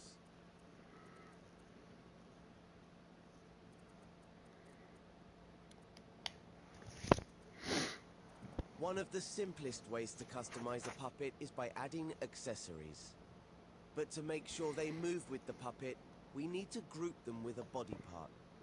Before we do that, it's important to fully understand the concept of scoping in and out of groups and objects. If you've played part 4 of the Start Dreaming tutorials, then you'll already know a thing or two about using groups. Objects in dreams are often combined into groups, which can be treated like a single object in assembly mode. Groups themselves can also be grouped. This means that you can have groups nested inside other groups. Let's try scoping in and out of something else before we invade the puppet's personal space. Over there on the floor is a hat box. Make sure you're in edit mode. Now try taking the lid off the hat box. The whole box will move because the lid, the box, and its contents have been grouped. Undo the move with the left directional button to put it back in its place. Now scope into the group. Hover over the hat box, press and hold L1 and press X. Everything but the box should go grey and blurry. If not, make sure your visual feedback preference is set to all. This shows that you've scoped into the group and can edit its contents. Now, you should be able to take the lid off the hat box. Inside is another hat box. Try taking the lid off this one. I think you can guess what will happen. This smaller hat box is also grouped with its lid and contents. Remove the smaller box and place it next to the large one. Now scope into this group by holding L1 and pressing X over the smaller hat box. The hat box will go grey and blurry as we've scoped into a subgroup. Now you should be able to open the smaller hat box. What's inside? A lovely hat. Take it out and place it next to the smaller box. When you've done that, proceed to the next step.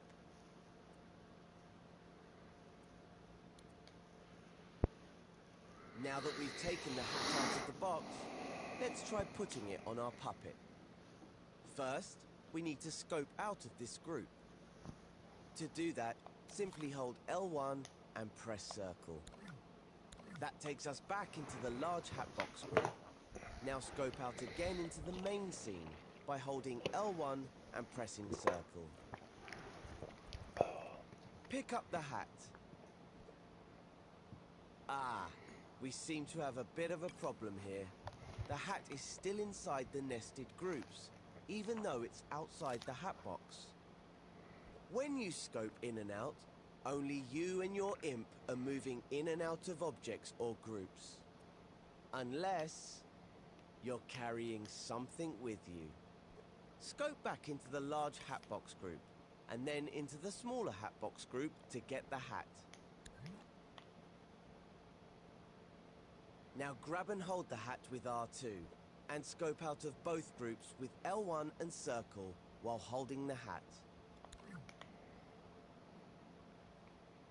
If you've done it correctly, you should be back in the main scene. With a hat you can now move independently of the boxes.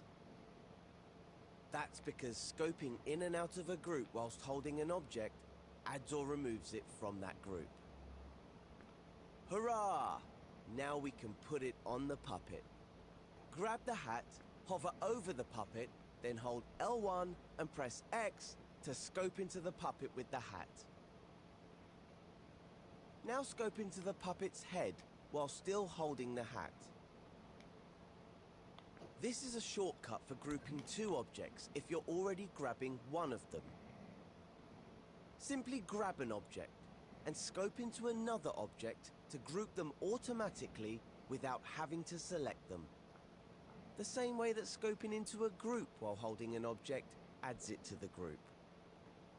Now that it's in a group with the head, place the hat where you want it. Remember to check it from different angles using the grab cam to make sure it's in position.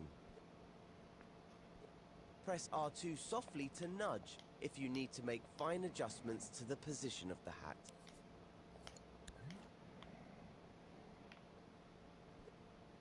Before you move on, you should try out the puppet to see it walk around with its new accessory.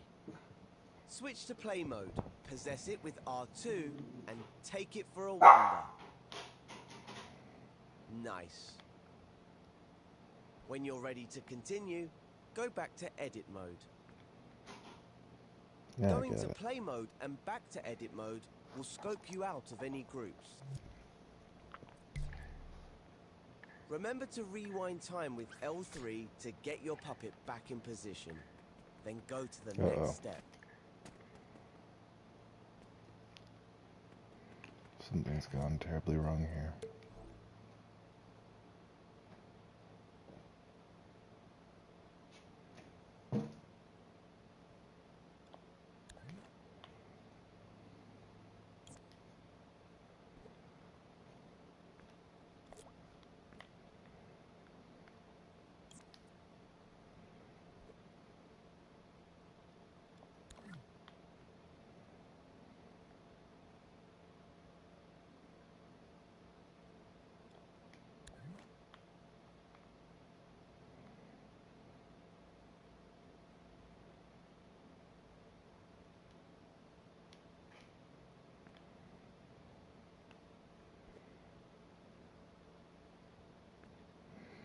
I don't get how you get it to stay on his head though. It doesn't make sense.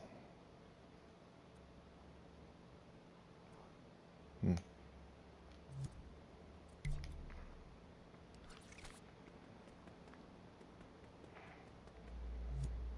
Yeah, that doesn't really make sense to me.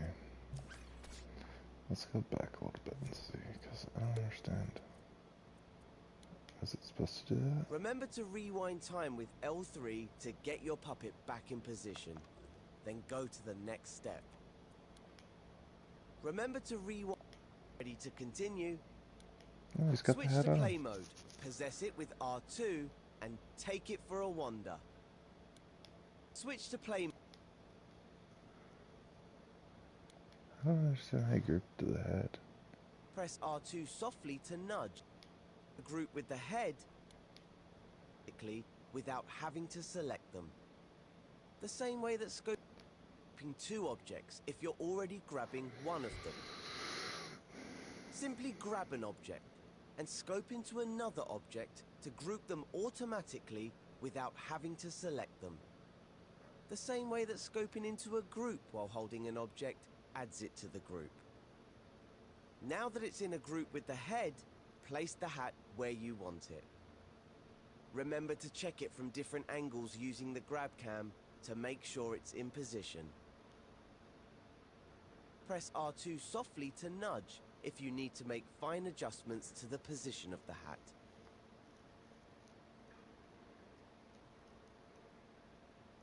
Before you move on, you should try out the puppet to see it walk around with its new accessory. Yeah, I don't understand why. Switch to play mode, possess it with R2, and take it for a wander. It looks like it's a part of it now, but I don't understand. When you're ready to continue, go back to edit mode. Nope, still doing it. What the fuck, Going dude? to play mode and back What to the edit hell? mode will scope you out of any groups. Remember to rewind time with L3 to get your puppet back in position. I don't Then understand. go to the next step.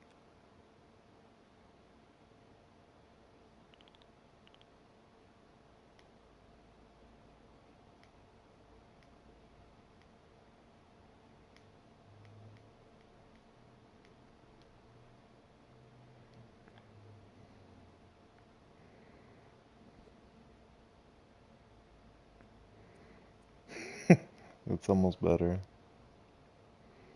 I don't know if that fixed it though.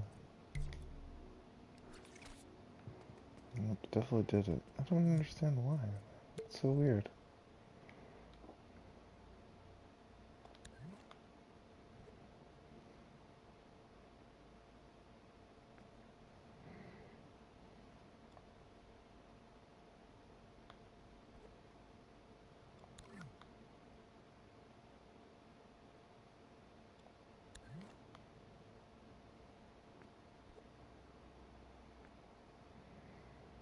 Hmm.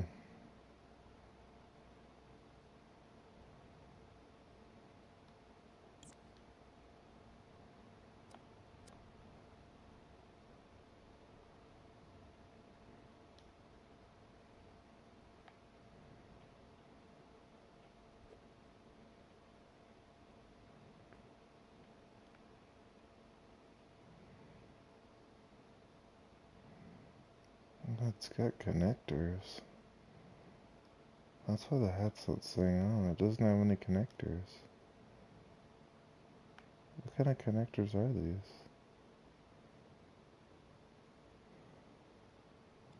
Let me see.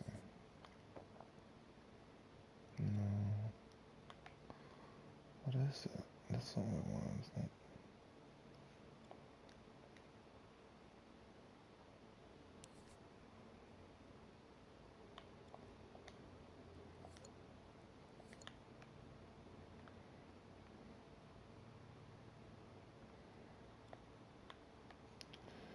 I don't get it.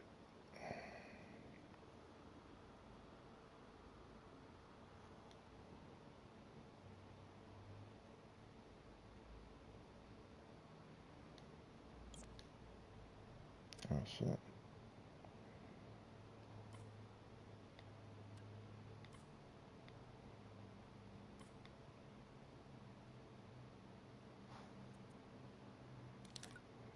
That probably fixes it, actually.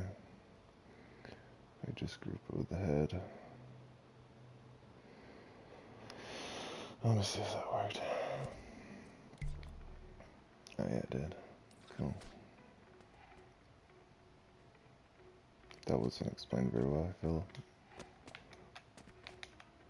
Yay.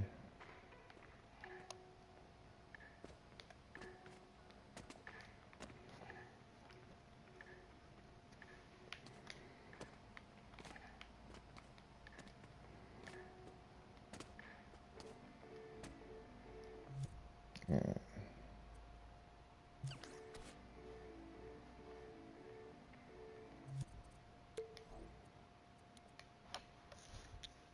Okay, let's add some more accessories before our puppet's stage debut. Open the assembly menu and select Search, the button with the magnifying glass, to search for an element. Usually, you'd be in the Dreamiverse here, but for this tutorial, I've kept things simple and curated a collection of elements for you to use. Take a look at some of the accessories in the collection. Select one you like with X. Ooh, you know I like those gloves. Huh? You'll now have your chosen accessory on your imp. Don't stamp it down yet though. First we need to scope into the puppet. You can do this even when you have an element from the Dreamiverse on your imp. Scope in with L1 and X, and then scope into the body part that you want to attach it to. If that body part is already in its own group, you'll enter that group. But if the body part is just a sculpture, then you'll create a new group when you stamp the object down. Once the accessory is in the group, you can adjust the accessory while you're there. Oh, he's giving him mice Try too. adding some more accessories from the collection. I'm way ahead of that.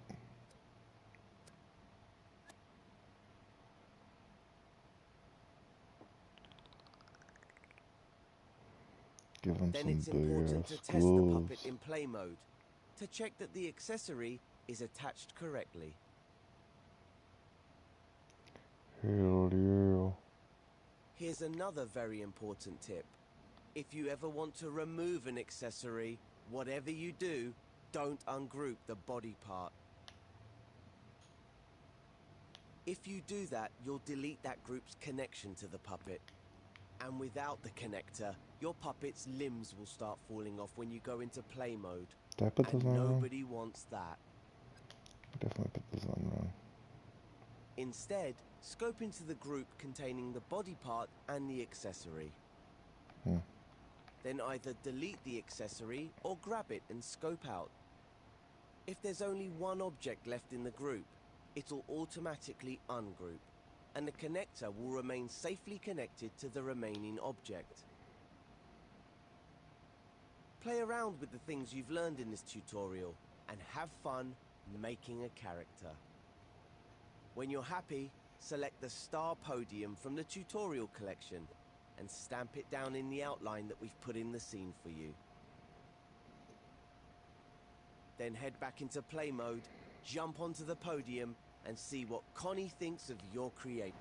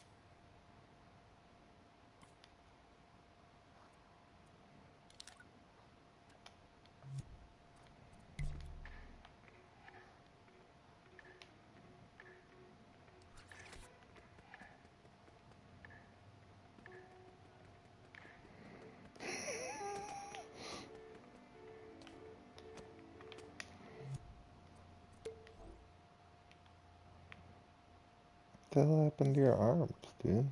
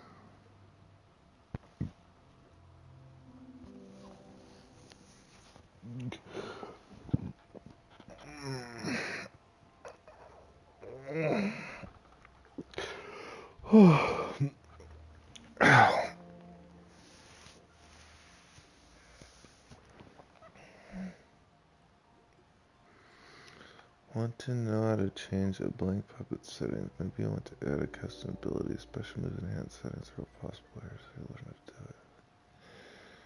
It's probably how you make guns and stuff, right? I would assume. Okay.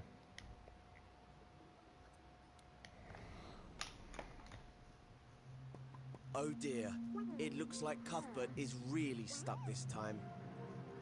In previous tutorials, you've edited the scene to help Connie reach Cuthbert. But this time, you'll be editing Connie herself, supercharging her with some new abilities to get past the obstacles in the scene. Bear in mind that this is a complex tutorial in which it's easy to make a mistake. If you do, remember to use the left directional button to undo. Now go into play mode and see how far you can get.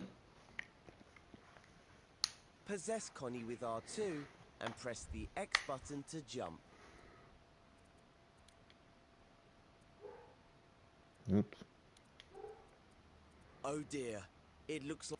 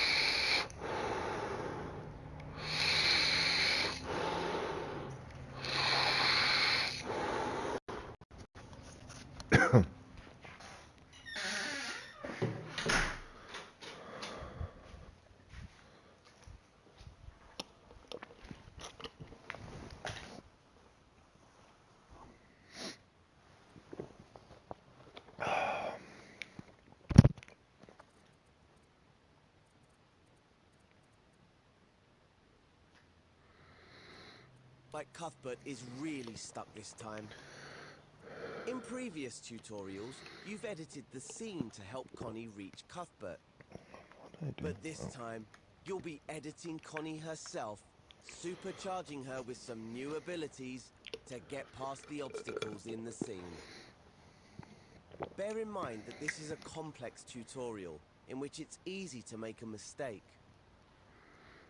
If you do, remember to use the left directional button to undo. Now go into play mode and see how far you can get. Possess Connie with R2 and press the X button to jump.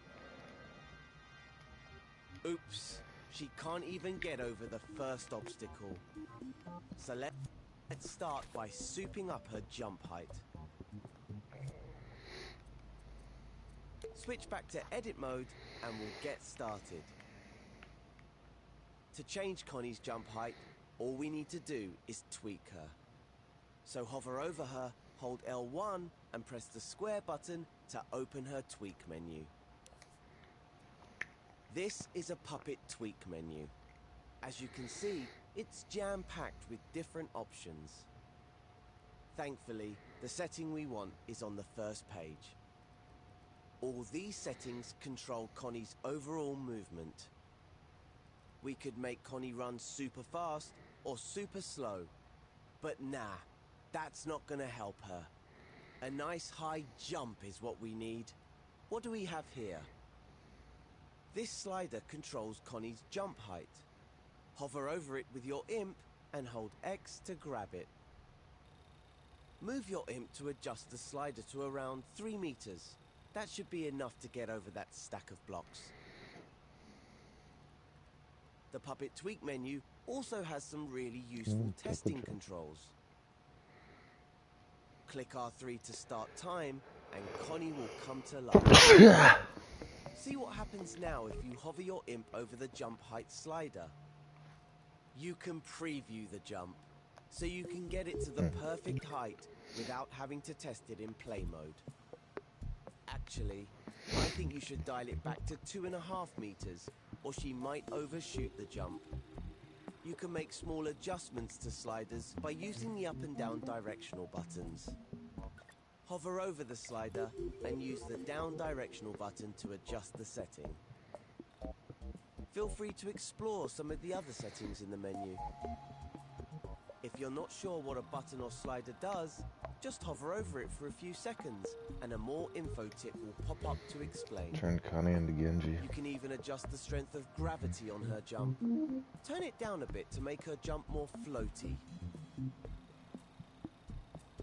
When you've got Connie's jump the way you want it, give it a test run in play mode.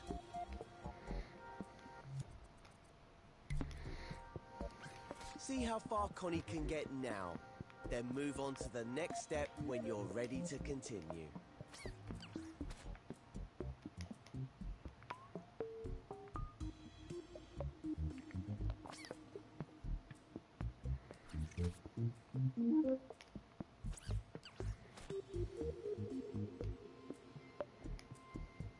Bet I can make it.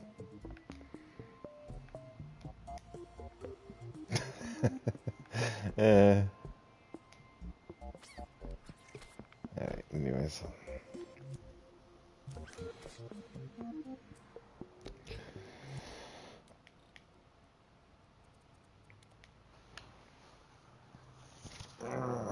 Well, that was pretty cool.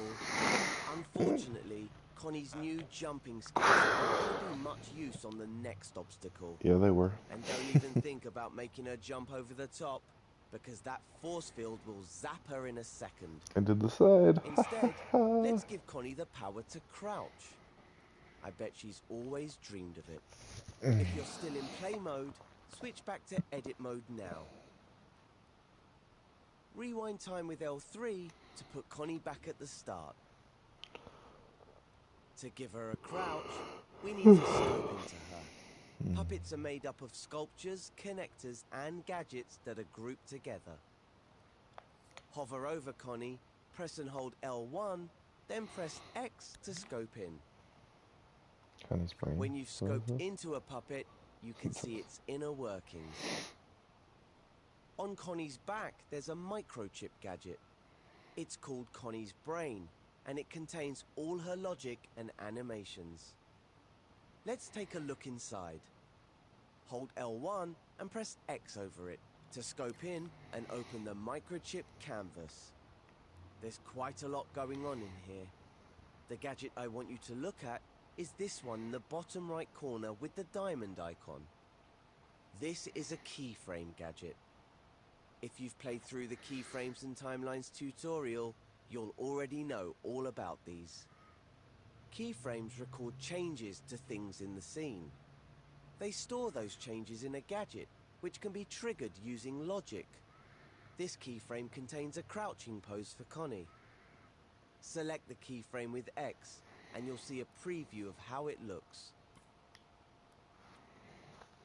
Those dashed lines over Connie show that she's being changed by the keyframe. Press circle to deselect the keyframe, and she goes back to normal. To be able to activate the crouch keyframe, we need to connect it to Connie's controller sensor. Then you'll be able to make her crouch with a controller button. In the next step, I'll show you how to do exactly that.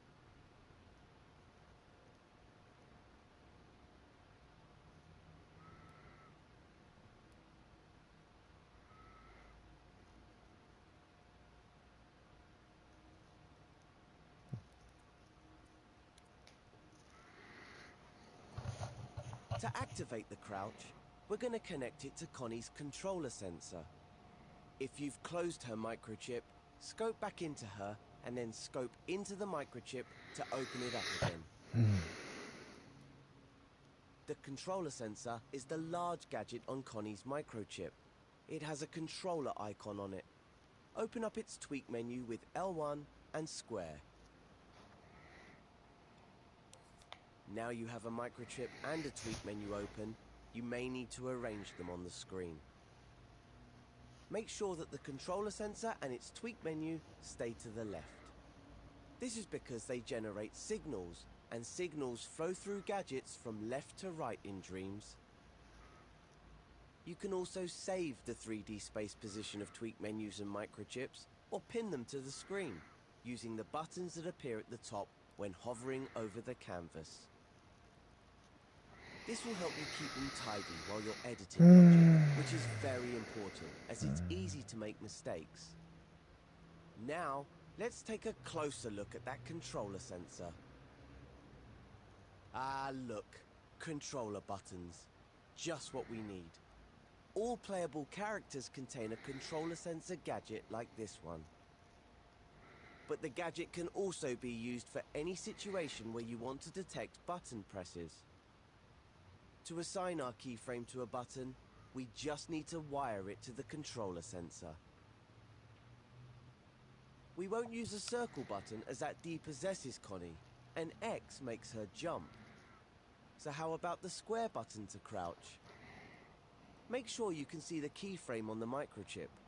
Move the tweak menu with R2 if you need to.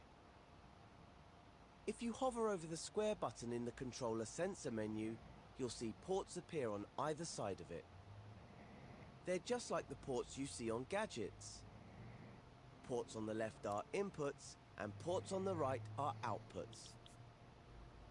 Now, you need to be very precise for the next part, as it's easy to make a mistake. Carefully hover your imp over the output port of the square button, and press X to create a wire. Stretch that wire over to the keyframe, and connect it to the power port on the bottom of the gadget with X. If at any time you make a mistake, just undo it using the left directional button. Once your crouch move is all wired up, close the controller sensor tweak menu. Hover over it, hold L1, then press circle to close. Now try out Connie's new crouch in play mode. See if she can make it under the second obstacle.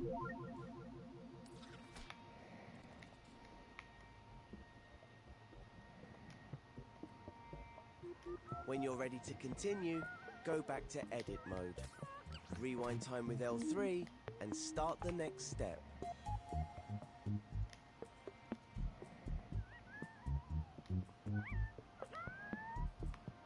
Oh shit.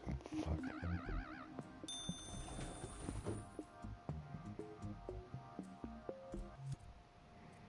Not what I meant to do.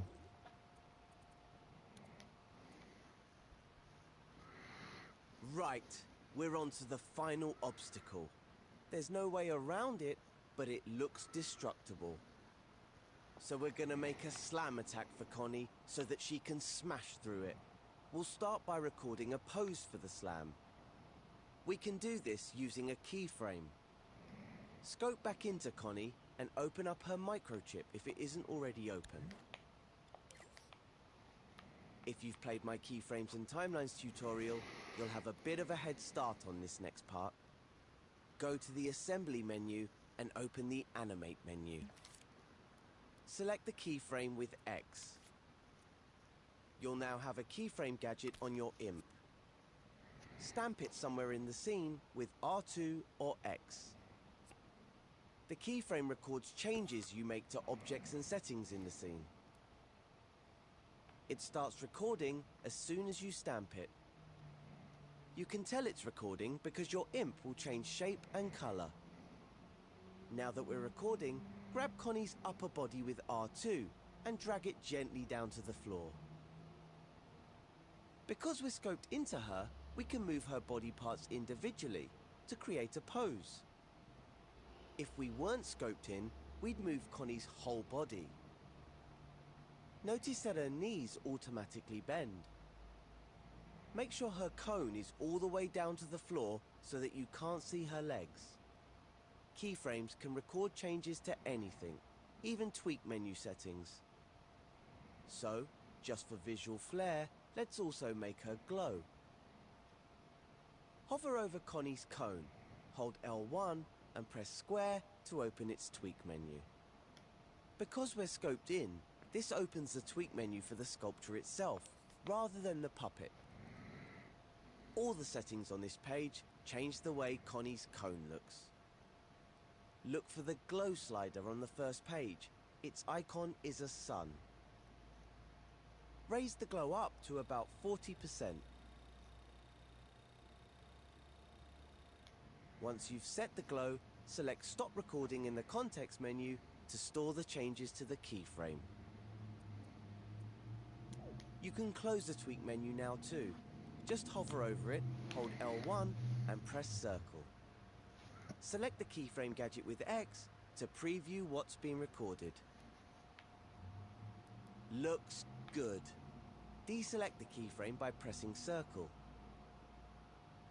In the next step, we'll continue building Connie's slam attack.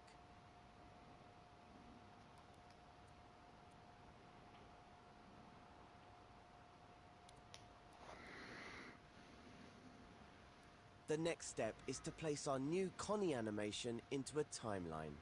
Using a timeline will let us time the animations and effects of the slam attack. Go to the Assembly menu and back to the Animate menu. Select the timeline with X.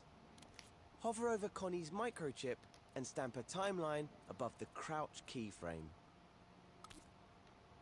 Now let's open the timeline canvas with L1 and X.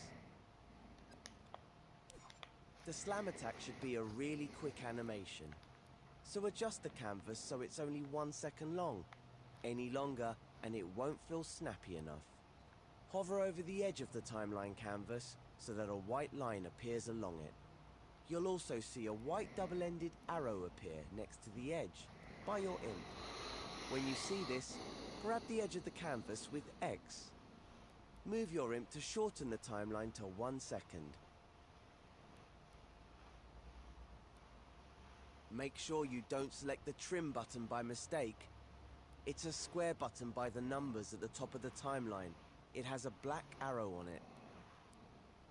The timeline duration is now correct, but the space is very small. So let's zoom in a bit. Hover your imp over the timeline canvas, hold L1 and press the right directional button to zoom in. This will keep the timeline duration to 1 second long, but stretch the space so that you can fit more detail into it. Zoom in. This will keep the time very small. So let's zoom in a bit. Hover your imp over the timeline canvas, hold L1 and press the right directional button to zoom in. This will keep the timeline duration to 1 second long, but stretch the space so that you can fit more detail into it. If you need to zoom out, just hold L1 and press the left directional button. Now let's put our slam attack keyframe onto the timeline. Grab the keyframe with R2 and place it at the start of the timeline canvas. Make sure you've got the slam keyframe and not the crouch one. The gadget automatically snaps to the surface of the canvas. The keyframe is only a fraction of a second long at the moment, but we need it to fill the length of the timeline. So hover over the keyframe and hold the up directional button to scale it. Make it the same length as the timeline. Now we want to wire the timeline up to a button press, just like we did with the crouch.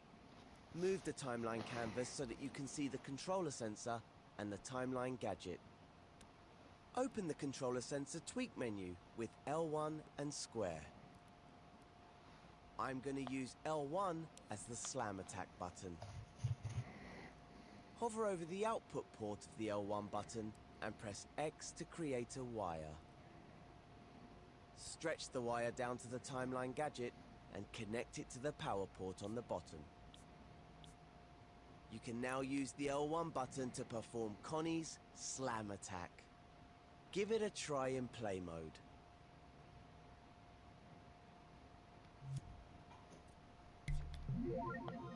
At the moment, it's just an animation, so it's not going to do anything to the blocks. But in the next step, I'll show you how to add some force to it. When you're ready to continue, return to edit mode, rewind time, and start the next step.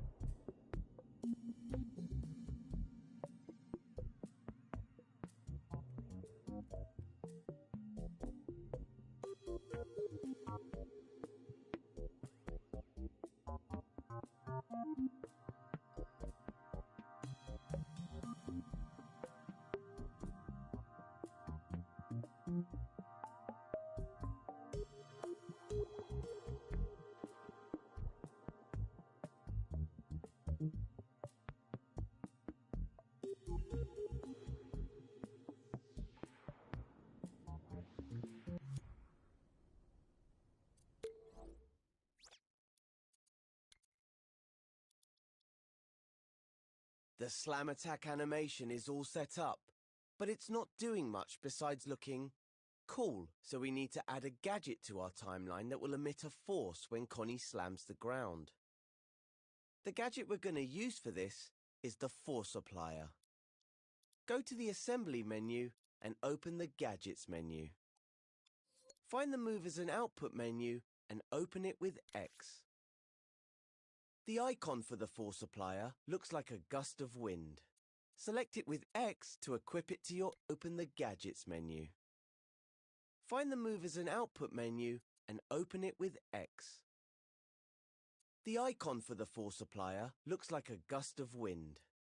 Open the Gadgets menu. Find the movers and output menu and open it with X. The icon for the force applier looks like a gust of wind. Select it with X to equip it to your imp. I hope you've still got the timeline open. If not, open it with L1 and X. Stamp the force applier onto the it with L1 like a gust of wind. Open the Gadgets menu.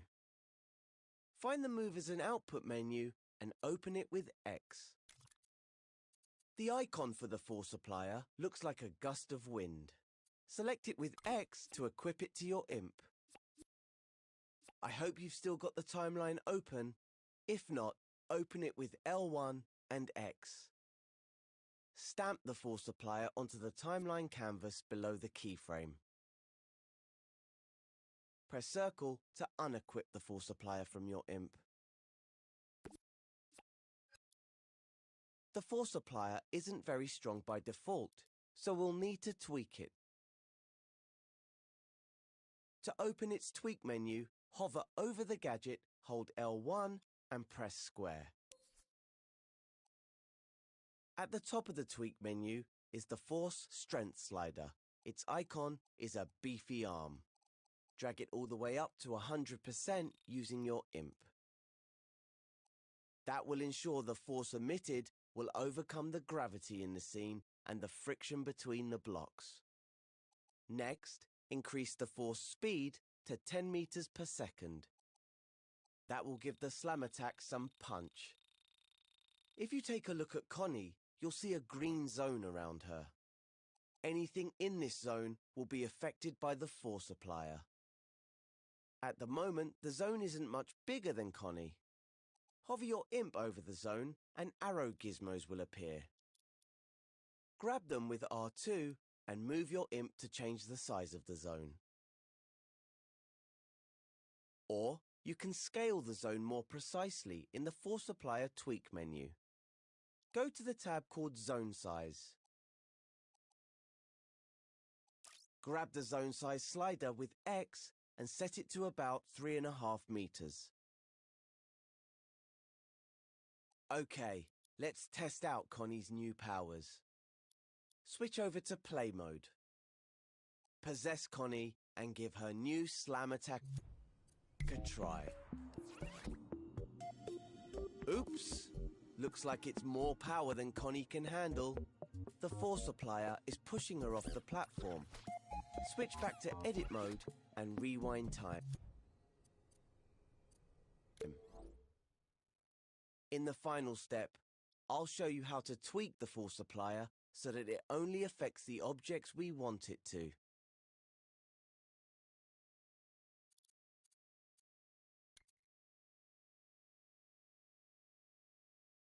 To prevent the force applier from pushing Connie off the platforms, we're going to use labels. Scope back into Connie and open up her microchip.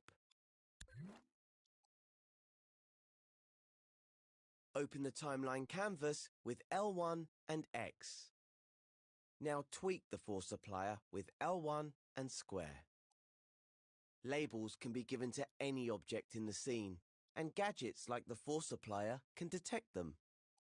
In the force applier tweak menu, go to the Labels tab. By default, it will detect all labels. There are labels for all sorts of objects: foes, scenery, targets. The friend label is used for playable characters like Connie or friendly characters like Cuthbert. So if we deselect it, the force applier will no longer affect Connie. Hover over the friend button and press X to deselect it. It's the button with the heart icon. Now Connie should be able to blast through the blocks without firing herself off into space.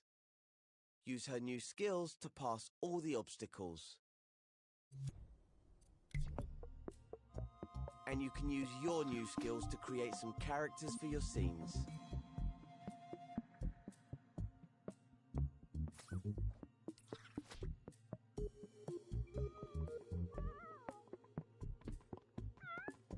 When you've successfully rescued Cuthbert, go through the door to finish this tutorial.